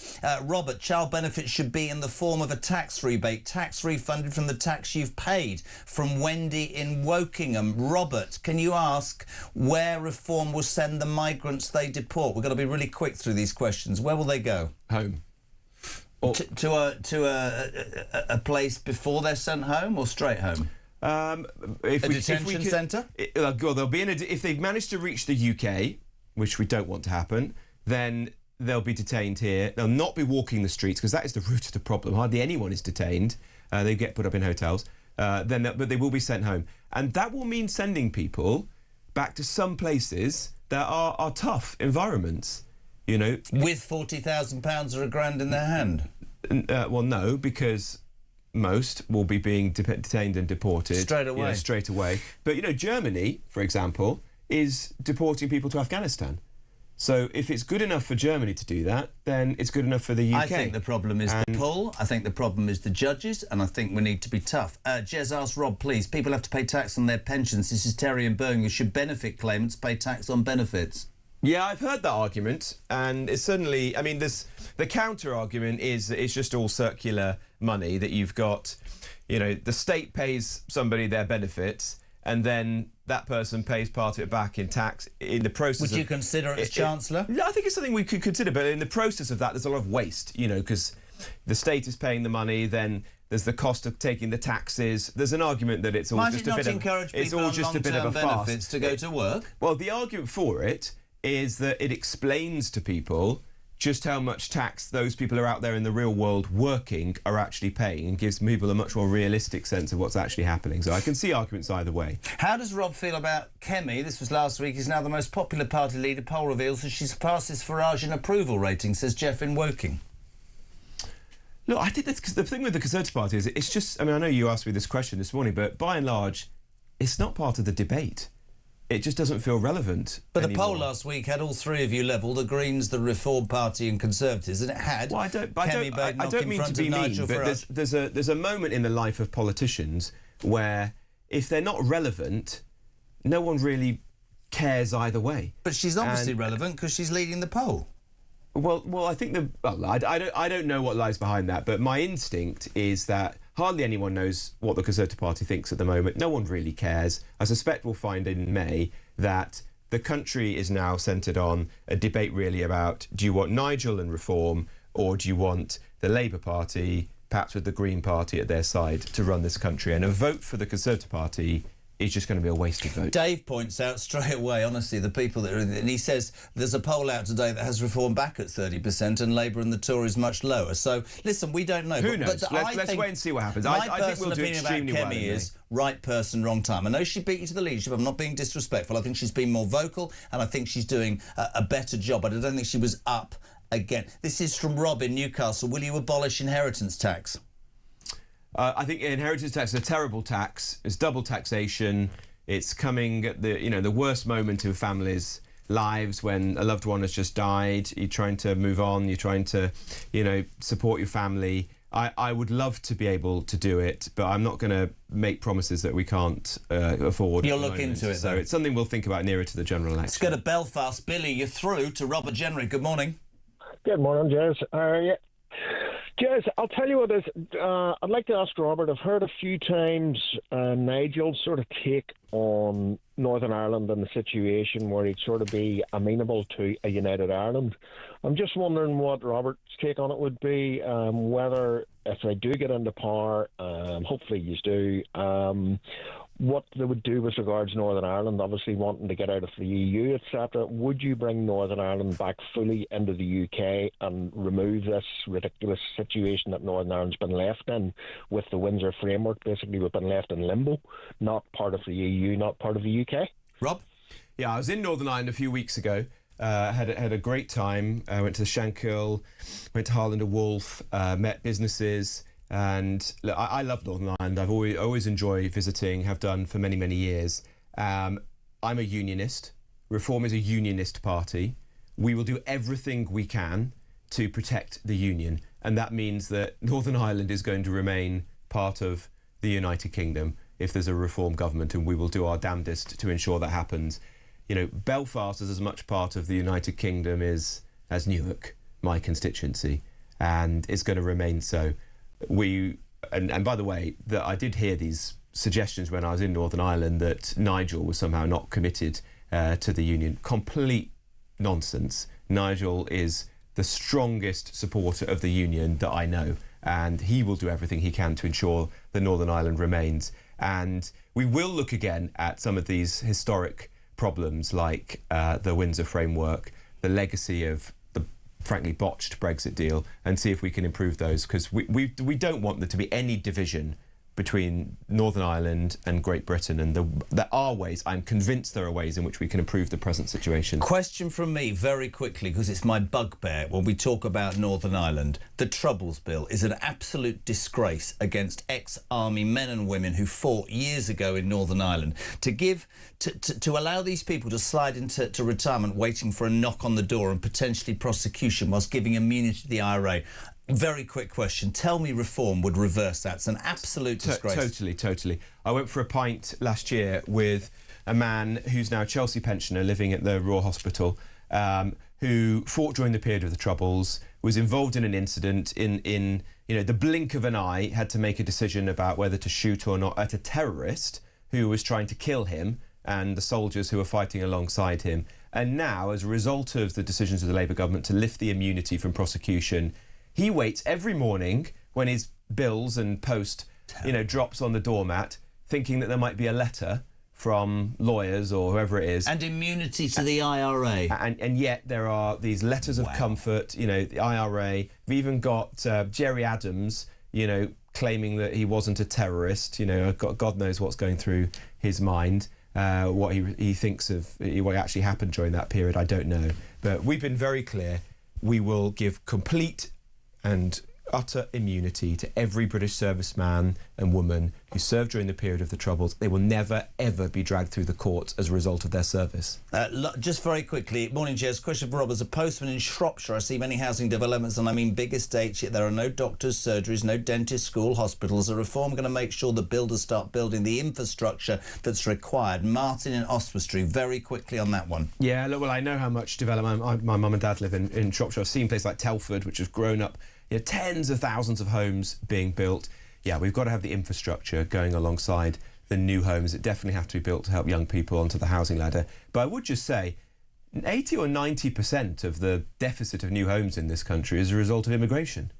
So the main reason why in the last 20 years we've had to build all these homes and yet young people still can't get on the housing ladder, still can't afford rent, is because of the number of people who've come into the country. So the first thing we've got to do is stop that. I want a period of what we call net emigration, fewer people coming in than are leaving, to give people breathing space. So in somewhere like Oswestry, you can get on the housing ladder, you can get a doctor, you can get a dentist, and that might mean years, it might mean a decade or longer, in which fewer people are coming in than are leaving. That is what we need right now. Mark says reform calls for every last drop of oil and gas to be extracted in the UK. Richard Tyers talking about that. Will our bills really come down if we do that, says Mark?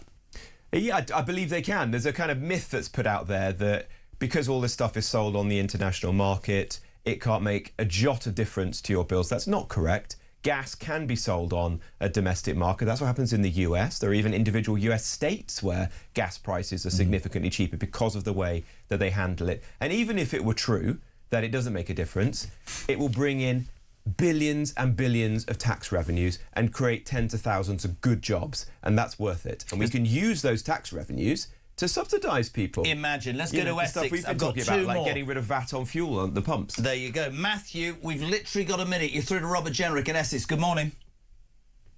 Good morning, guys. Yeah, it was a quick one. The way I see this with the boats coming across is we're the ones getting hit in the pocket. Why are we not fining the French or the Dutch or the Flemish for every single person that comes over? Set up some drones. We know how many people are coming in the boats. We give them a ticket, like I get a parking ticket. They pay the fine. The French knock it back to the country they just came from, all the way back to where they came from, via the country surrounding them. We have to hit them in the pocket like we're getting hit in the pocket. Good idea. I tell you what I would do, or wouldn't do. I wouldn't give another penny to the French. Another penny. 60.5 million last week. Just stand there and watch. Yeah, last summer I went to the camps, and it was the biggest farce I've ever seen in my life. Really? Yeah.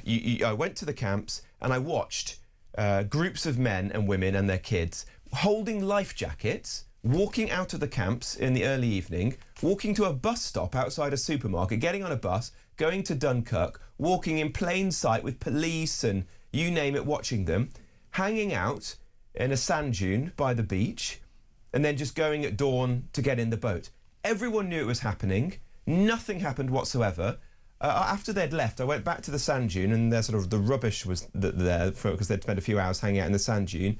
And the local council's litter pickers were there, picking it up. I chatted to them and said, "Oh, we do this every night," because they knew exactly what was happening. And yet, to add insult to injury, the British taxpayer is paying hundreds and hundreds of millions of pounds to the French. So, absolutely not. A reform government will cancel that ludicrous arrangement and will not give another penny to the French. I don't mean to make it awkward, but you know what my job is? I'm going back to Rob in Newcastle because he's going back to something that you were talking about, which is to finish that £1,000 giveaway. He says, as you know, Rob, I'm reforms through and through, but the declaration that you will give illegals even one penny to me is a true contradiction to everything we stand for. Don't kid yourself. I see this as a huge step in the wrong direction, and it's not something that all of us who support needs to happen. What are you going to do about it? Look, I don't want to pay a single penny to illegal migrants. What I want to happen is that if they attempt to enter the UK, to break into our country, they are detained and they are deported. Every single one of them. But for the people that doubt it, to finish, you need to say what you said earlier, because it's a relevant point. You are saying as a party, in some instances, £1,000 is going to be more viable than hundreds of thousands of pounds on the structure and the legal ramifications of getting people out. There is an argument that... You understand how it looks, though, look, right? I totally get that. The argument is... People like Robbie, he hears that, he's gone, the argument is, if you pay £1,000 to somebody to voluntarily leave... and I would say rather than 10 or 40 grand like Labour and the Tories want, if you pay £1,000, that saves a taxpayer. So doesn't 10 grand? Well, it does, but that creates a much more of a pull factor, doesn't it? If you're somebody who's living in Somalia and you think you come here and you can get 10 grand to go back, and you might come back again the next week. So it is a big difference to reduce it. Why don't we just stop giving the money when they're here?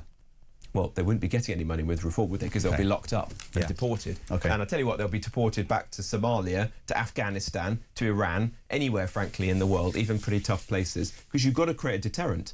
We cannot rely on the kindness of France to support us by having their gendarmes on the beach. It's not happening. The farce has to come to an end. Mate, it's always great to have you on. Very nice to see you. Fantastic. Just to all of you that have been all across the UK, all the questions, ring Rob. It's not creatively brilliant, but it's fantastic. We'll see you in a couple of weeks. The Shadow Chancellor. Well, the UK, Reform UK's Treasury spokesman, Robert Jenrick there. What is it, 12 minutes to 9? Where's the morning gone? 0344 499 1000. Back in 3.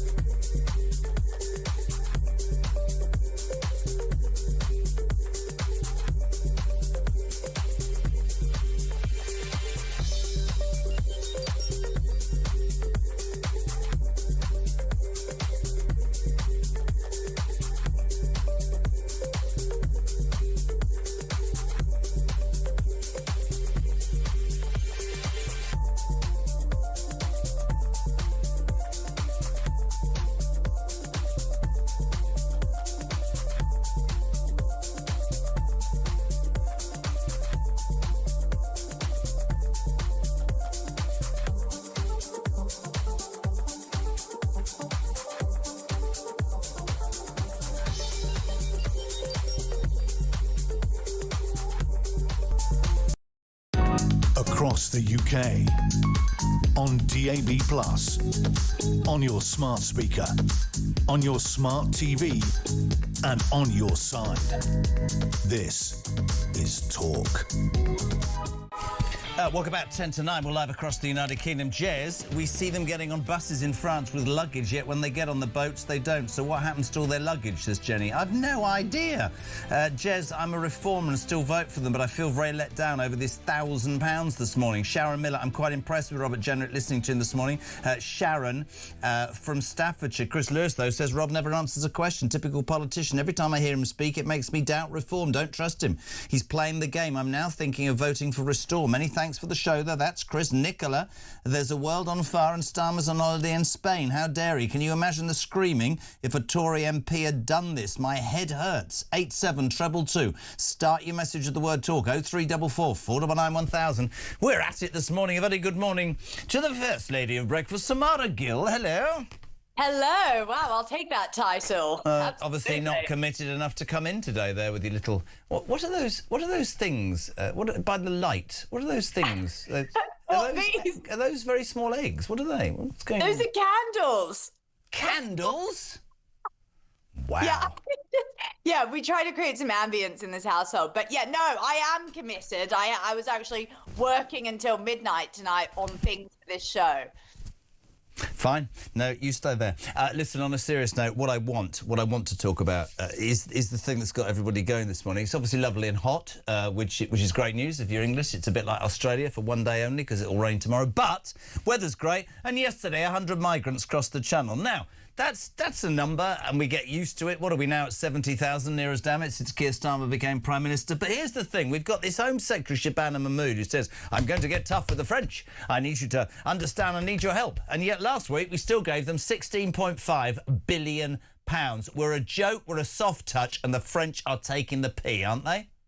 You're totally right, as per usual, Jeremy. It's true. They are taking us for an absolute ride. And what's new? I mean, the French have done that historically to Britain for a very long time.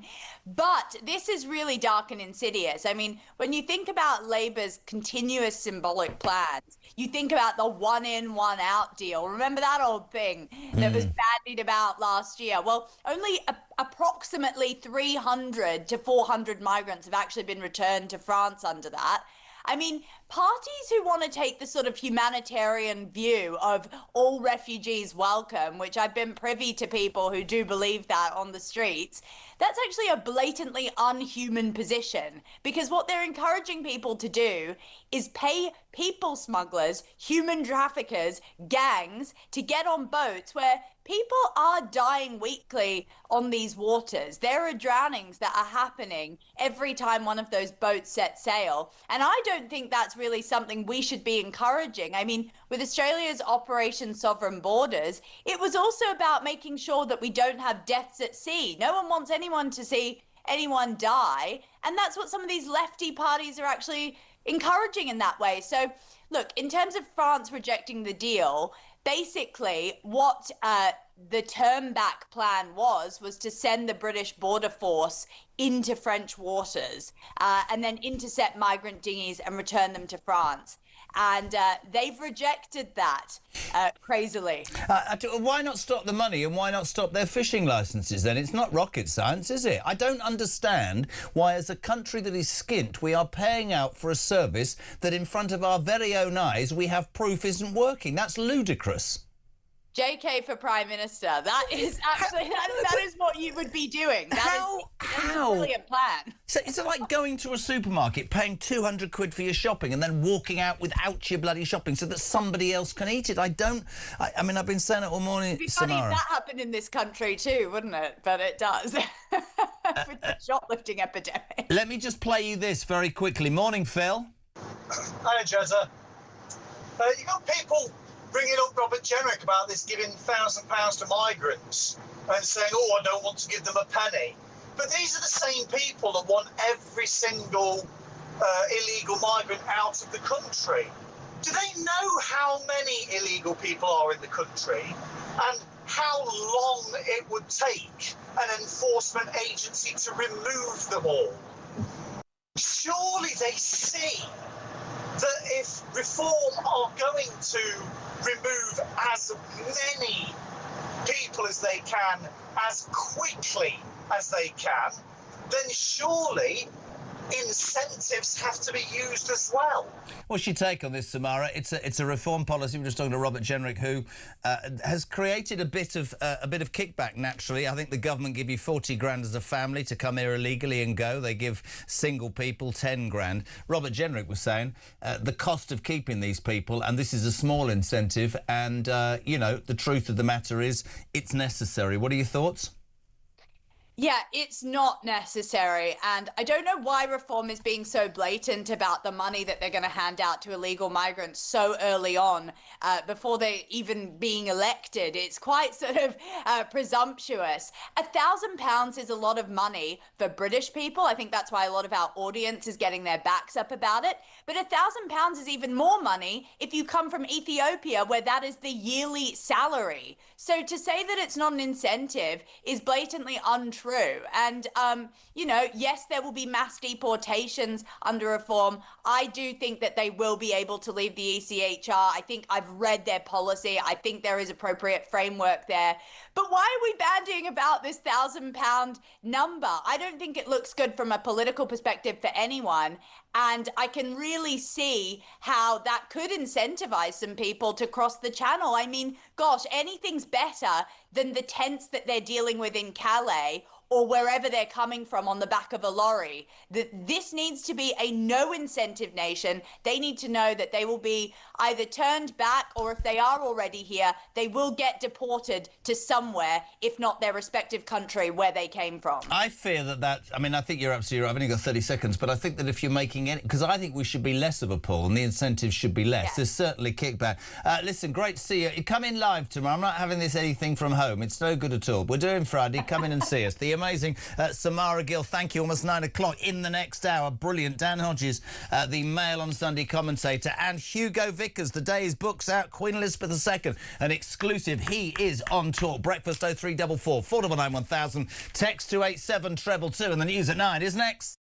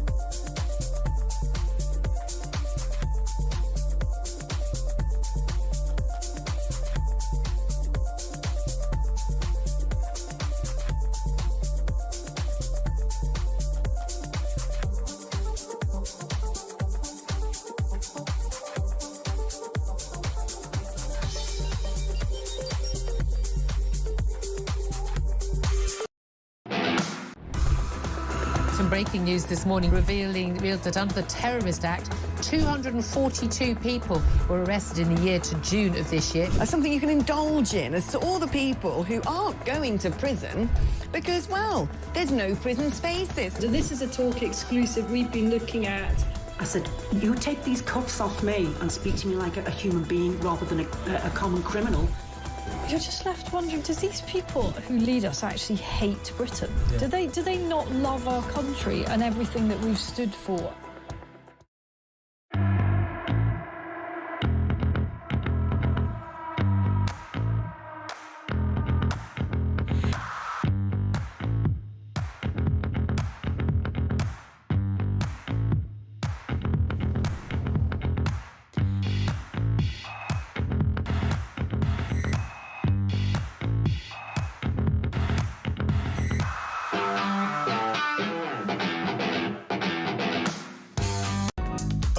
the UK.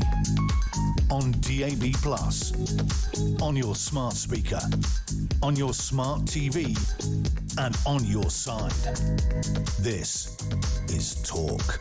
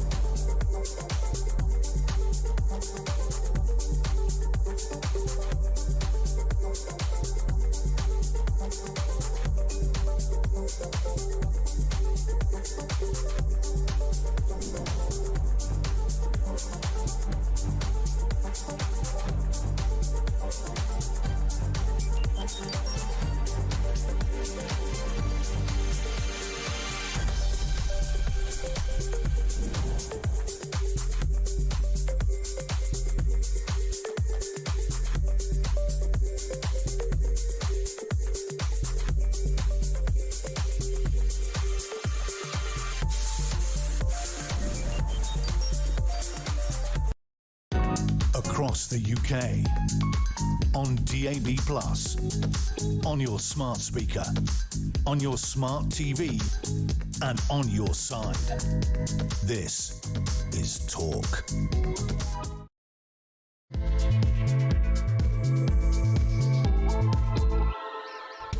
Welcome back. It's gone 9 o'clock. We have some breaking news on Talk.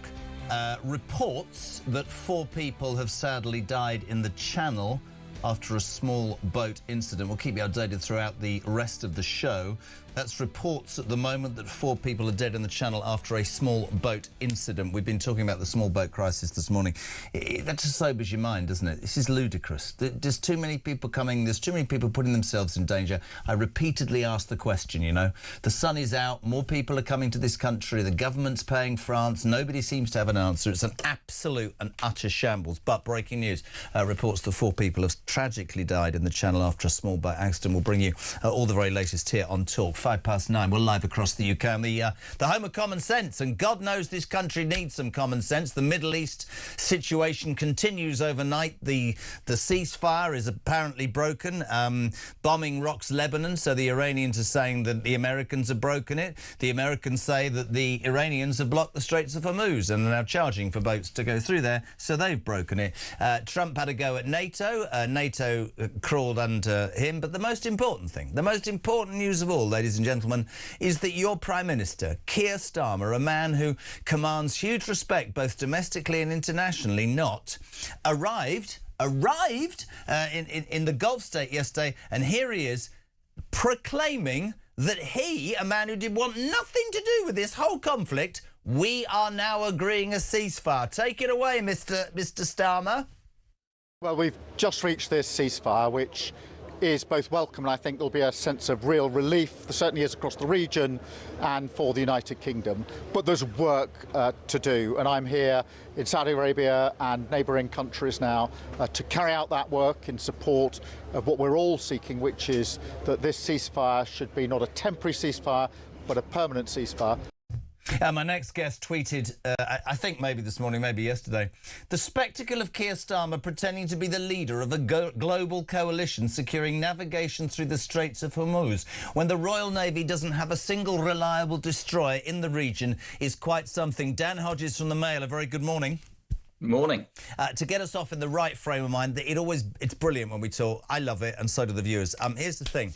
Somebody pointed out something this morning. So, HMS Dragging Your Feet, it took a week for it to get ready. It takes 2 weeks to get to Cyprus. They're so hacked off, by the way, they don't even want that base anymore because we haven't supported them. Don't know if you heard the news yesterday. It hasn't even reached Cyprus. It's in an East Mediterranean port with sanitation problems. That's brilliant. But Christian said something to me this morning that really gave me food for thought, Dan, at 7 o'clock.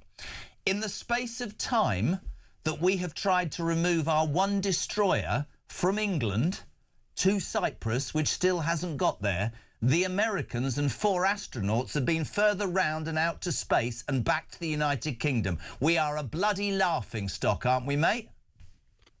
Well, yes. I mean, we are, and I wrote about this yesterday. This is the first time in our history where the British Armed Forces have been completely humiliated in a conflict we're not supposedly involved in. Yeah. I mean, the point is, this wasn't supposed to be a war we're supposed to be fighting, and we've still been turned into a laughing stock. Now, there's a couple of things we do need to say about this. Again, I always try to make this caveat. Let's not pretend this is all on Keir Starmer and the Labour government. You know, the fact that the hollowing out of our armed forces Absolutely. Is something that successive governments going way back. You know, I can remember when the fall of the Berlin Wall, and we were all supposed to be getting a peace dividend. So there are a lot of guilty people in relation to that. But the point is, again, I made this point yesterday, we still have a £60 billion defence budget. The fact that we cannot manage our resources in such a way that we cannot even deploy a single active destroyer to defend British sovereign territory, troops, civilians, whilst they are under direct attack in the largest Middle East conflict for a generation is damning. And as I said, you then couple that with the bizarre spectacle of Keir Starmer yesterday. I know a lot of this is sort of spin, but attempting to spin he is now the leader of some sort of global coalition to provide and secure safe passage through the Straits of Hormuz is ridiculous. And and I posed the question this morning, and it's a genuine one. Set aside the mocking of Starmer. What are we actually supposed to be doing with this coalition? I mean, it seems to me this is a binary issue. Either Iran will back down and will allow free transit of the Strait of Hormuz, in which case there is no need for a global coalition at all. Free movement will recommence, or Iran won't back down, in which case ultimately the straits are going to have to be opened by force. But Keir Starmer has already said he is not prepared to see the Royal Navy play a role in that. And even if we did want the Royal Navy to play a role in that, I'm not entirely sure what Royal Navy we've got. To me, it's really easy, and I'm completely with you. This isn't at Starmer. For 20 plus years, successive governments have thought, what's an easy cut? There's a Cold War, everything's fine. We'll cut the army, we'll cut the navy, we'll cut the air force. When I throw out this figure, people look at me like I've landed from Mars, Dan, right? We have less of our combined forces in terms of personnel. I'm sorry to bring this up, but that breaking news about 4 more people tragically dead in the Channel after a small boat incident this morning. More people have come into this country illegally in the last 18 months than we've got in our personnel. If there is one thing that is not that comes out, if you like, of this conflict is an acknowledgement, finally, thank God, amongst almost all political parties, that we need, as an island, as a sovereign island, as a sovereignty, to defend ourselves. And it is of course, the older generation are going, this is an absolute disgrace. We used to be the pride of the seas. And the younger generation go, oh, that was outrageous. No, we could defend ourselves. We were looked upon internationally with a degree of respect. It isn't all on Starmer, but not allowing the bases is on Starmer. Pretending... Do you know, here's the thing that would maybe surprise you. I initially was sort of wavering about whether we should have agreed those initial sorties. I'm certainly strong on the basis, but he was right. It was one of the few things he's got right. 74% of Britain said we shouldn't have been involved. But this pretending we're not involved, I'm placating the Labour backbench, I am involved, I'm right where with the cooperation of chaos, or whatever they're called, coalition. It's all things, Dan, to all people. And in the end, in life, if you do that, you almost, in my experience, ending up hacking everybody off. Well, that's exactly what he's done. I mean, you know, even to the point, again, yesterday we had the spectacle of the Prime Minister going out to the Middle East to thank troops for their courage and service in a conflict that he spent the last month telling us our troops aren't involved in. You know, I went down to Fairford. I literally wrote about it. I saw the American bombers, these vast American bombers, dozens of them preparing to take off from our bases, and to bomb Iran. And the point is, I agree with you, and said so at the time. I think the initial decision to stay out of what, let's be honest, has turned into an absolutely basket case of a bin fire of a military operation by Trump was correct. Yep. But regardless of whether or not you supported the war, at the point at which Iran started targeting us, our bases, our troops, our civilians, our assets and our allies, at that point, we had an obligation to defend ourselves. Now, there's another point. You made the point about, obviously, the tragedy that appears to have taken place again in the Channel this morning. Yesterday, while Keir Starmer was in the Middle East supposedly securing the free passage of the Strait, we had a situation in the English Channel. If you remember, last month we had, with great fanfare from the government, the British government will now start to seize and impound the Russian shadow fleet. So what happened yesterday? Putin, in a classic Putin move, sends the shadow fleet up the English Channel, escorted by a Russian warship. We sit back and let it go past. What's more, the Russian warship is escorted or shadowed itself by a Royal Fleet auxiliary vessel, as far as I'm concerned, because again, we don't have a deployable asset to monitor these Russian vessels as they transit the Channel. Now, this is ridiculous. And the point is, again, I wrote this yesterday, Putin can see what is going on with Trump and NATO. He can see that alliance fracturing. He is looking at us. He is testing us. He literally tested us yesterday, and he's looking to see whether or not we are prepared to stand up to him. Now, last year, we were all told by the Prime Minister, Britain is now on a war footing. Now, it self-evidently isn't. And in this conflict, at a time when Iran was targeting Cyprus, targeting Diego Garcia, directly attacking our bases, the response of the British government was to say, this is not our war, we're not going to get involved. Well, Putin's seen that. The Russians have seen that. Yeah. The Chinese, who are eyeing up Taiwan, are also looking at this. I completely understand why people's instinct was, let's not get involved in Trump's insane war. I get that. But the point is, it wasn't about us getting involved in the war. The war was getting involved with us. But can I jump in? There's a point. Yesterday we heard from the Ministry of Defence, right, Dan? I mean, He says we're not in the war at the exact moment that the Ministry of Defence confirmed that the UK personnel, I remember this off air, yesterday's intercepted 110 drone attacks in the region, and the RAF have conducted more than, ready for this, 1,600 hours of defensive operations. And I'm not even being flippant when I say, what, you put a plane in the sky over an area where a war's taking place. What's he got, a bloody banner out the back going, we're just here to make we're not doing anything, we're just flying around. Of course we're in this war. But the point is about this man is I don't think he's in control. Do you think he's in control? Genuine question. Well, I mean, to an extent, I think he's in control. But it's not that he's not in control. He doesn't have influence. He doesn't know what he wants to do with his influence. As you said, he's trying to be all things to all people. So again, we've got the local elections coming up. He is half attempting to say to people on the left who are thinking of defecting and voting Green, look, I'm keeping us out of this war. He's trying to say to the people who are thinking of maybe voting Reform and who are more supportive of Trump and more instinctively robust on military action, look, we are being active in the Gulf. We are being active in terms of deploying our forces in defence of our interests.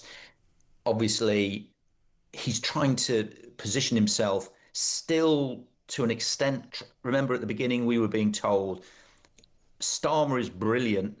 Remember when we were told Starmer's great success? I even wrote this. Starmer's great success was foreign policy because he was the Trump whisperer. He was the one person who could actually, manipulate and manage Donald Trump. Now that's all gone out the window. So now we're being told, oh, he's not the Trump whisperer. Now he's Hugh Grant in Love Actually, and he's going to stand up to Trump and, tell him where to get off. And the point is, he just cannot settle on and stick to a clear, principled, and consistent. And that for me, because I've got a couple of questions for you. That for me, and I months ago before we started, I was always saying, he doesn't seem to have the antennae, the political DNA to lead and deal with detractors, deal with people who disagree, because that's leadership. Not everybody is going to go, oh, yes, you're wonderful. And this placating approach, this sort of, let's spread it as far and wide. Come into my tent, I'll be elected. You then spend all your time trying to please that person with that person, and you get nothing done. Two questions for you. Is the UK rudderless right now? Oh, I mean, self-evidently, for a number of reasons. Firstly, as I say, we've got a prime minister who just literally cannot take a consistent decision. Secondly, we've got a cabinet that is now preparing for Starmer to be replaced. So we can see, classically, obviously, Ed Miliband is just running an entirely independent strategy. Wes Streeting is still out on manoeuvres. Shabana Mahmood is running an independent immigration policy, seemingly entirely separate from Keir Starmer. We've got that situation. I was speaking a couple of weeks ago to some senior civil service officials who were saying, literally within the sort of the government machinery, the civil service machinery, they are all aware Starmer's going to be gone within the next 12 months. So they're basically just downing tools. They're just basically sitting there waiting for him to go. And obviously the other key element is, the world's leaders, they have ambassadors who judge the political mood in the UK, read the opinion polls. They know that it's likely Starmer's going to be gone in 12 months. So they're not going to be lashing themselves to him. They're not going to be lashing himself or signing up to some grand coalition when this guy is probably going to be out the door. Could very well be out the door in a month's time. No, I agree. So is Britain being left exposed right now, Dan? Oh, of course it is. I mean, we could see it. I said yesterday, you've got Vladimir Putin sailing his ships straight up the English Channel. Now that's obviously what's happening. We've got, NATO, the basic, defensive framework that's protected us for the last 8 years. That's collapsing in front of our eyes. Now, obviously, that's partly due to the fact that Trump has completely lost his marbles. I mean, the next thing we're going to have to be doing, once the Iran crisis is over, is probably sending more troops up to Greenland, because he's now talking about, punishing NATO for, rejecting him, etc., etc., etc. Yeah, I mean, absolutely. But the point is, there's this spin that coming out of Downing Street. These are dangerous times. So, we need. We can't afford. Labour MP, they're being told these are dangerous times. You can't afford to get rid of Keir Starmer. I would completely reverse it. Absolutely right. These are dangerous times, so we can't afford to keep Keir Starmer. Whatever you think about him, and I've said this and got criticised for it.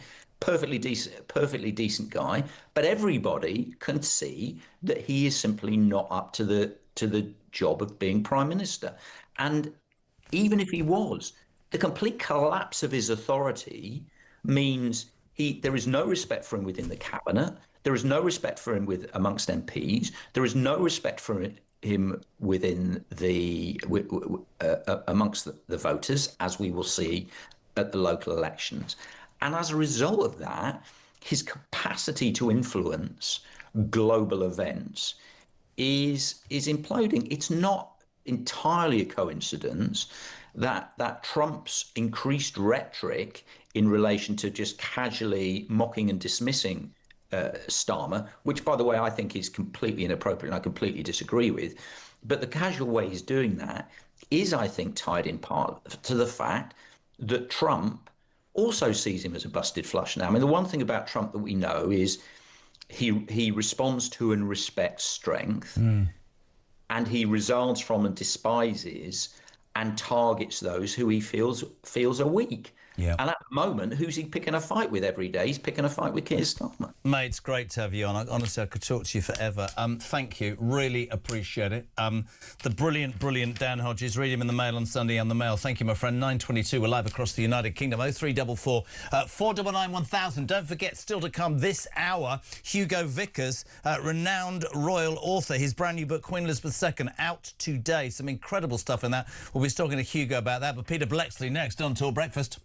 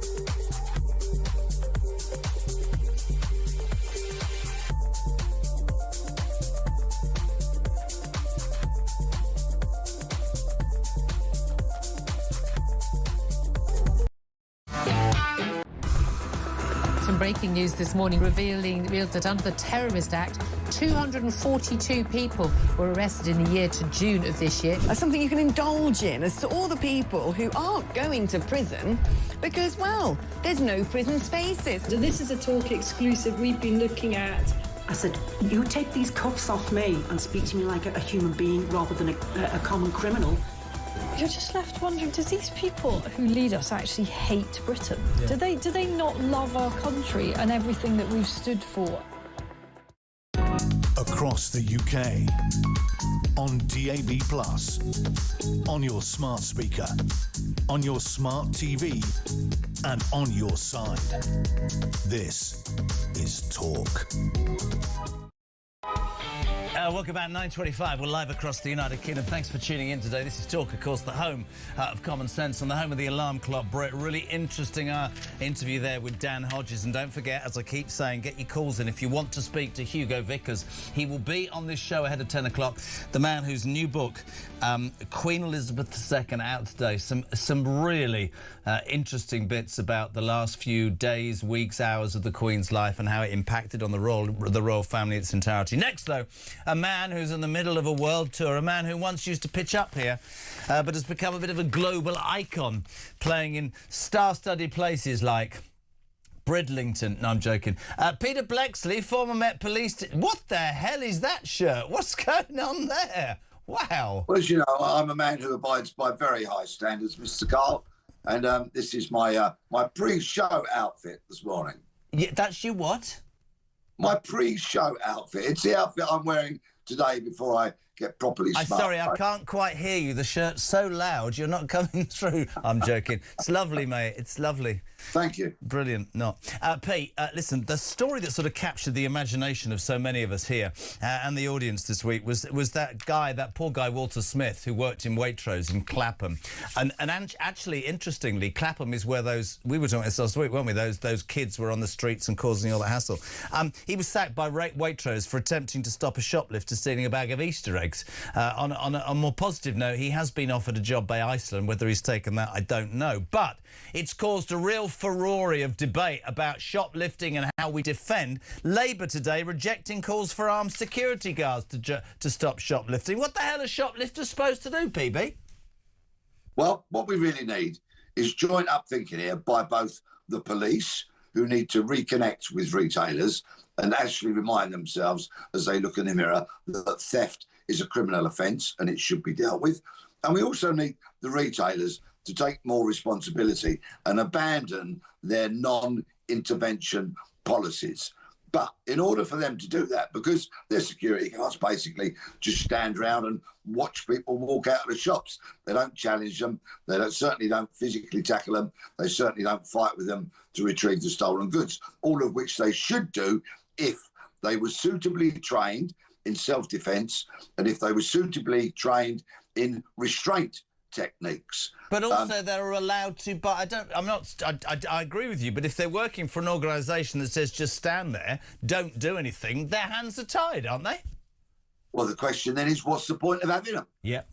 If they're going to stand there and merely usher people out of the door with their baskets full of wine, beer, Easter eggs, whatever it may be that they've chosen to steal. Yeah. It's an appalling situation that we've got ourselves into, but it goes far deeper and far wider into the whole lawlessness of the UK, which is plaguing our nation. It cuts across knife crime, for example. It cuts across these link-ups where you call them kids, I call them feral vermin, were causing so much aggravation in Clapham and elsewhere. There is an increasing sense of that there is consequences. There are no deterrents for bad behaviour, and it's polluting deeper and further. It cuts into things like fly tipping, where people just think, well, we can do what we like. We're not going to get caught for it. We're not going to get punished. And as long as we are on this inevitable slide downwards, then I'm afraid this once beautiful nation is going to become a worse and worse place for people to live, not only in the cities like it is now, but into the beautiful towns and villages that we have. Let's talk about lawlessness, because we'd be perceived as either two old people who don't really know what they're talking about, or other people listening to this will go, you two are spot on. I don't know what's happened We've talked about it before. We were scared of the police when we were growing up. If you thought a copper was going to take you home and your man would find out, you'd have been absolutely in trouble. Now it seems, kids, seeing some footage there, I think that is Clapham outside McDonald's, all hanging around, all causing trouble. A couple of police meandering around, not wanting to upset anybody. We've got to a point where in so much of this country, we apologise and we're not strong, and people say, oh, you can't do that. I think people would welcome not a show of strength, but just going back. Maybe it starts at home, but respecting your elders, understanding decency. But you only get that. It's like having family. It's like having kids. You set parameters, and if those parameters are breached, there are consequences. There's no bloody consequence, Pete, to anything that goes on. Everybody knows you. The police can't deal with you, and you'll get off, or you'll find some law. It's a joke. We need to toughen up, don't we? We most definitely do. I was having dinner last night I'm staying in the beautiful town of Shrewsbury in Shropshire at the moment. Very nice. Do you know what the football team's called? Shrewsbury Town, but I don't know their nickname. The Shrews. Oh, there you go. Thank you. And talking to these hoteliers last night over dinner, they were telling me about crimes that they've been plagued with. And, of course, my instant question is, did you report it to the police? And I hear this virtually every day of the week when I'm talking to people about crime that they've been victims. They say no. And I then go on to explain the importance. But you see, people won't report crime to the police because they know they're not going to get an investigation. They'll probably get a pointless crime reference and nothing is actually going to be done. And when this kind of apathy seeps into the DNA of every upstanding member of the public and business owners, we are in deep that trouble. Apathy in my mind, which I completely agree with, because why would you? The only reason you'd phone the police, and this is a shocking thing to say in many people's minds, is to get a crime reference number so you can phone your insurance company. If you are, I don't think it's a mindset to say that they don't have any faith. If you know that making a call is not going to result in the police coming, why the hell would you bother? That is for the police to change that perception. We're watching photos here of people walking into shops, climbing over the desk with a sledgehammer, nicking it, and they've got a wheelie bin, for Christ's sake. Nobody cares at all. In your day, what would have happened to those 4 thugs on screen right now with a wheelie bin? The minute they walked out of the shop, I would have taken great pleasure in introducing them to the pavement, handcuffing them and throwing them in the back of a police van, mind your head. But just on this point about reporting matters to the police, it is vitally important that each and every crime gets reported, because otherwise the police can tell us these lies when they push out crime statistics which don't reflect reality at all, and it allows government to tell lies because the statistics are not the full picture. We know there are millions and millions of unreported crimes, unfortunately. If they all got reported, we'd have a far more accurate picture, and the police and government would have to do more than they're currently doing. You, me, people are out on the streets. We know how lawless it is, but the stats don't reflect it, and it allows idiotic politicians like Sadiq Khan to turn around and spout drivel when he says London is a safe city.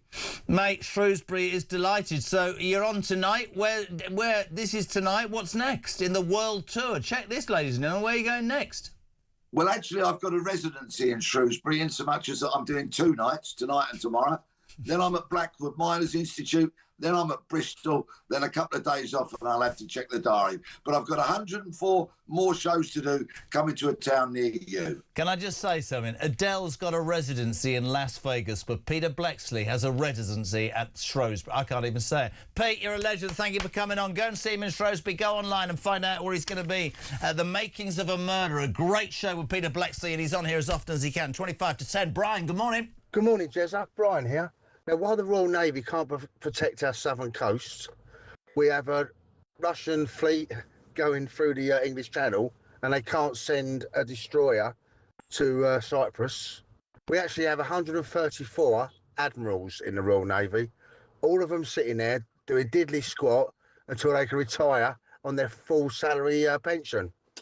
Lovely, eh? Cheers, mate.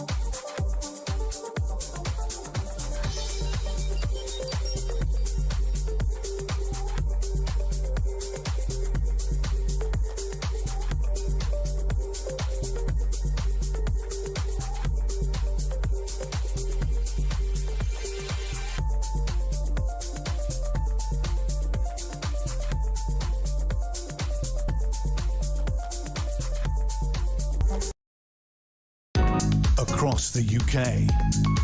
On DAB+, on your smart speaker, on your smart TV, and on your side. This is Talk. Yeah, Ian Collins will be here from 1 and Kev O'Sullivan from 4. This is Talk Breakfast. It's the home of common sense and it's the home of alarm clock Brits. Thanks for tuning in today. Just to repeat that breaking news, sad news about an hour ago.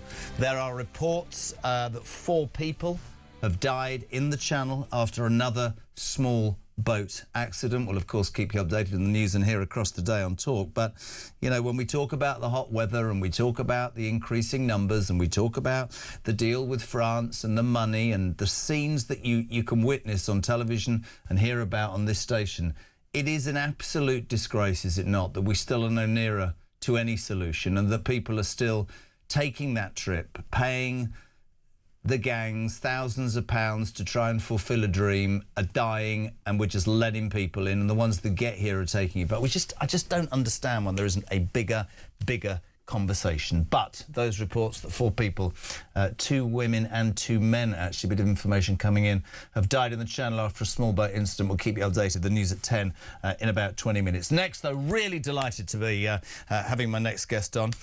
Royal author Hugo Vickers has got a new book published today. It's a major biography, Queen Elizabeth II. It's based on decades of observation and news sources. It explores Her late Majesty's life, including details on her late husband Prince Philip's health, of course, their marriage and the challenges, really interesting for me, that she faced in her latter years. A complete honour to have him on. Hugo, a very good morning. Welcome to Breakfast. Good morning, Jeremy. I've been reading inserts. As you know, I'm a complete royalist after what the old man did, and I'm fascinated by this book. I had Liz Truss on yesterday, and she was talking about the last time when she went to accept the role of office and the Queen and how ill she was, but how duty still to the very last was so important. And I want to start with that because with everything that's talked about in the royal family, Hugo, now, she was my monarch for 70 years, and I hate the belief that anything could ever sully that. Well, so do I, and I hope my book will do something to put all that right, because I suppose it's inevitable when there's a new reign that the previous monarch gets slightly sort of pushed aside. You know, the Queen's Gallery becomes the King's Gallery, and the E2Rs disappear all over the place, and C3Rs, are placed in it. It's inevitable. But, you know, as you rightly say, we were very lucky to have her for 70 years. I cannot think of a reign in history under any that could have lived in under any political or economic circumstances that could have been better than her reign. I mean, it was just amazing. It was a most wonderful time. The woman who, at 20, whatever it was, 4, I'm thinking, was on holiday, Treetops Lodge in the Masai Mara in Kenya, found out that her father had died and took it on to the age of 90. The thing about the monarchy and this book, it talks about the later stages of her life. Let's ask you first about Prince Philip. I think I was reading some extracts how he took himself up to Sandringham and they did their bit during COVID. Certainly they were together at Windsor Castle. He was, to many, a cheeky, outrageous man who would say things. He was her absolute rock, though, wasn't he? He certainly was. I mean, one of his cousins, the Crown Prince of Greece, said to me, if Prince Philip said to you, what the devil are you doing here? That was his way of saying, how extremely nice to see you. You had to sort of realise that about him. You know, he liked an argument, because by having an argument, you got to a consensus of opinion. And, you know, he realised also, I think, that even if you live to be nearly 100, there's so little time to get it all done. And what I like particularly about him and the Queen, and indeed about Princess Anne, is that they didn't care a jot what we thought about them. They just got on with the job. And that, I think, paid off in the long run. I think that's like leadership. I mean, I don't want to make it political at all with you, but at the moment we're suffering in this country.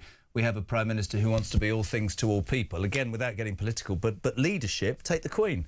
She'd have done and said things that were unpopular. She'd have made decisions that wouldn't placate everybody all the time. But that's what leading is about. He was undoubtedly her rock. And do you think, as his health waned, that had a really bad effect on her, didn't it? I could see that. You could see that, right?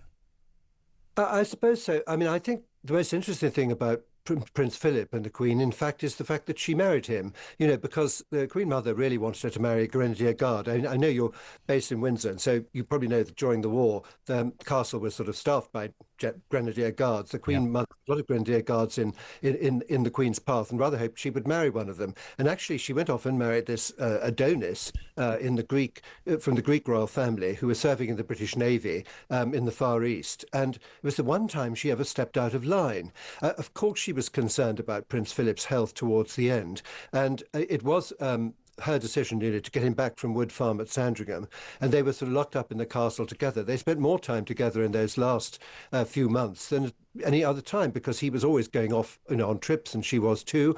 And so it was a rather interesting phase. And I think also, when he died, she was very clever at the age of pretty much 95, she decided to go on. She didn't sort of step back and become a sort of widow in mourning, because it would have been difficult to pick up the reins. Can I just jump in with that photo? Because that image is the most iconic image. Many people will attribute this to what happened to Boris Johnson. There she is, sat in the middle of COVID in a mask on her own at her husband's funeral, a woman who gave 70 plus years of her life. Do you know what, Hugo? I'll get laughed at when I go in the office. I don't care. God, I miss her. God, I miss the stability that she brought to the royal family. She was like your grandparents. She was there every day of my life, man. Absolutely right. And I mean, the fact that, when she was sort of going to the Trooping the Colour year after year, you felt things couldn't really go too wrong while she was there. And I mean, again, at Windsor, I mean, I know that the Windsorians always loved seeing the Royal Standard flying above Windsor Castle. She absolutely adored Windsor. That was where her main childhood memories were, going back to when she used to stay with George V, her grandfather, to whom she was very close. That photograph that you showed is interesting. Of course, she did have 30, there were 30 of them in the choir. She could have had 30 more in the nave, but no, she kept the rules. And I don't mind her sitting alone, because she did have her family in the choir with her. And normally Prince Philip would have been sitting beside her, and it would have been quite strange if somebody else had been sitting there, I think. I think the iconic image, though, I mean, with all the troubles that materialised with the Johnson government and partying and COVID, was this iconic image of this incredible woman doing what she did and was telling everybody else to do. Just exemplary. Let's talk about the book for me. I need a copy, by the way. The book, the challenges faced by the royal family, specifically her in later years. And of course, this becomes difficult. But let's start with Harry and Meghan. You write, the distress the Sussexes caused the Queen in her latter years cannot in any way be overestimated, Hugo. Well, that's what I've always thought, because, Prince Harry was doing a very good job in the Commonwealth, and it did seem as though Meghan Markle also seemed to embrace the Commonwealth, but not for long. It always seemed to me that she had a little plan, and I didn't think carry out her plan during the lifetime of the Queen.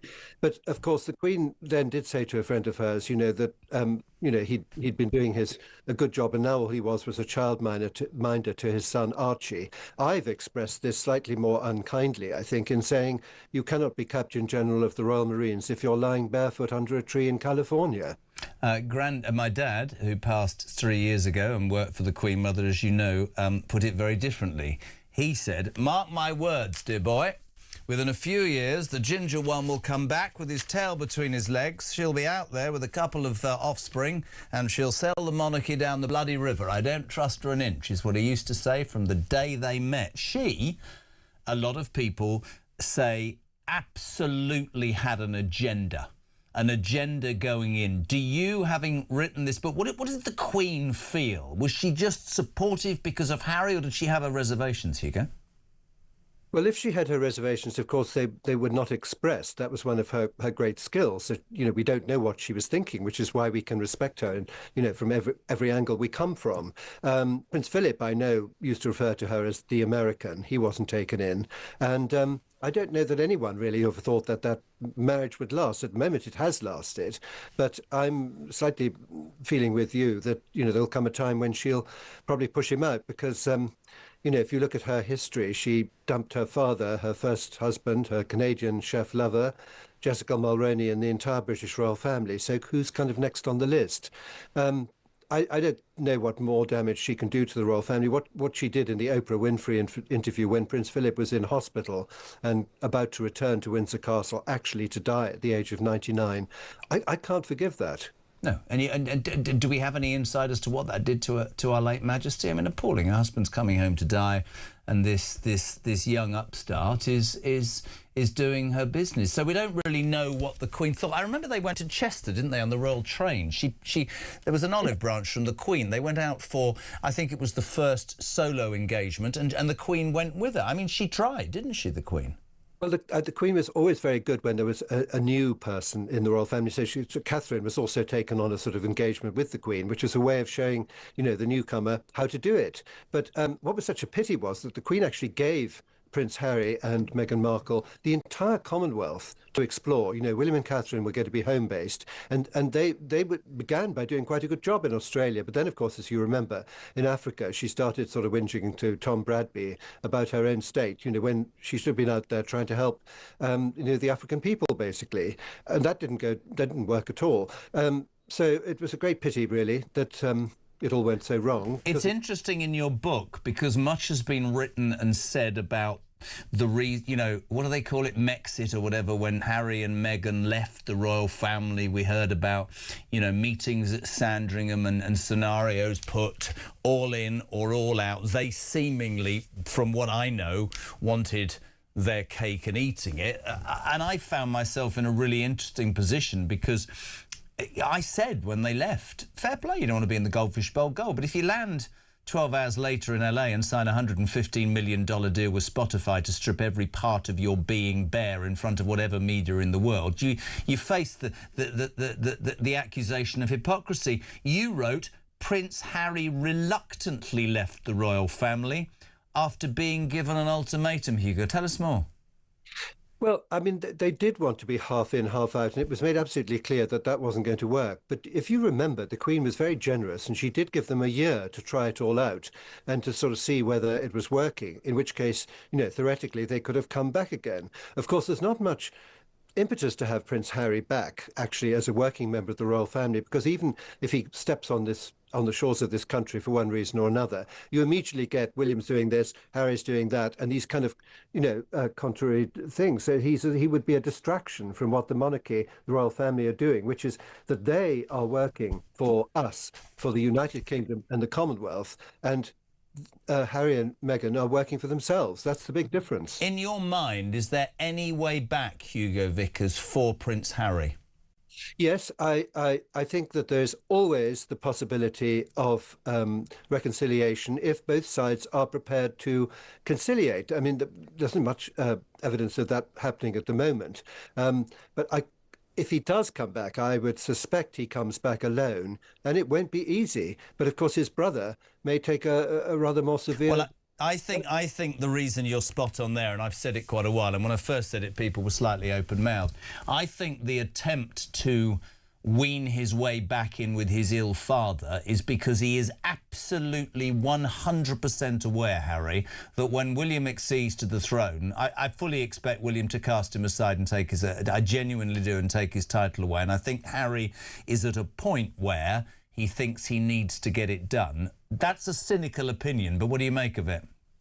I think you've got a very good point. And we have seen that it is possible to remove people's titles at a stroke with Prince Andrew, obviously. And I would think he was very nervous. I mean, I think you again have said in the past that you can quite understand that the king might wish to be on good terms with his son, father and son and all that. And I think that's perfectly acceptable. The sad thing about William and Harry is, of course, that they were enormously close when they were young, and they went through the trauma of their mother's death, and they were hugely supportive to each other. And so, of course, I think the sad thing is that when that sort of relationship goes wrong, it's sort of much harder to put it right again because it had been so close. I think that William probably, and his grandmother would probably have said at the time, I think William probably holds the importance of the monarchy because of his future so close to his heart.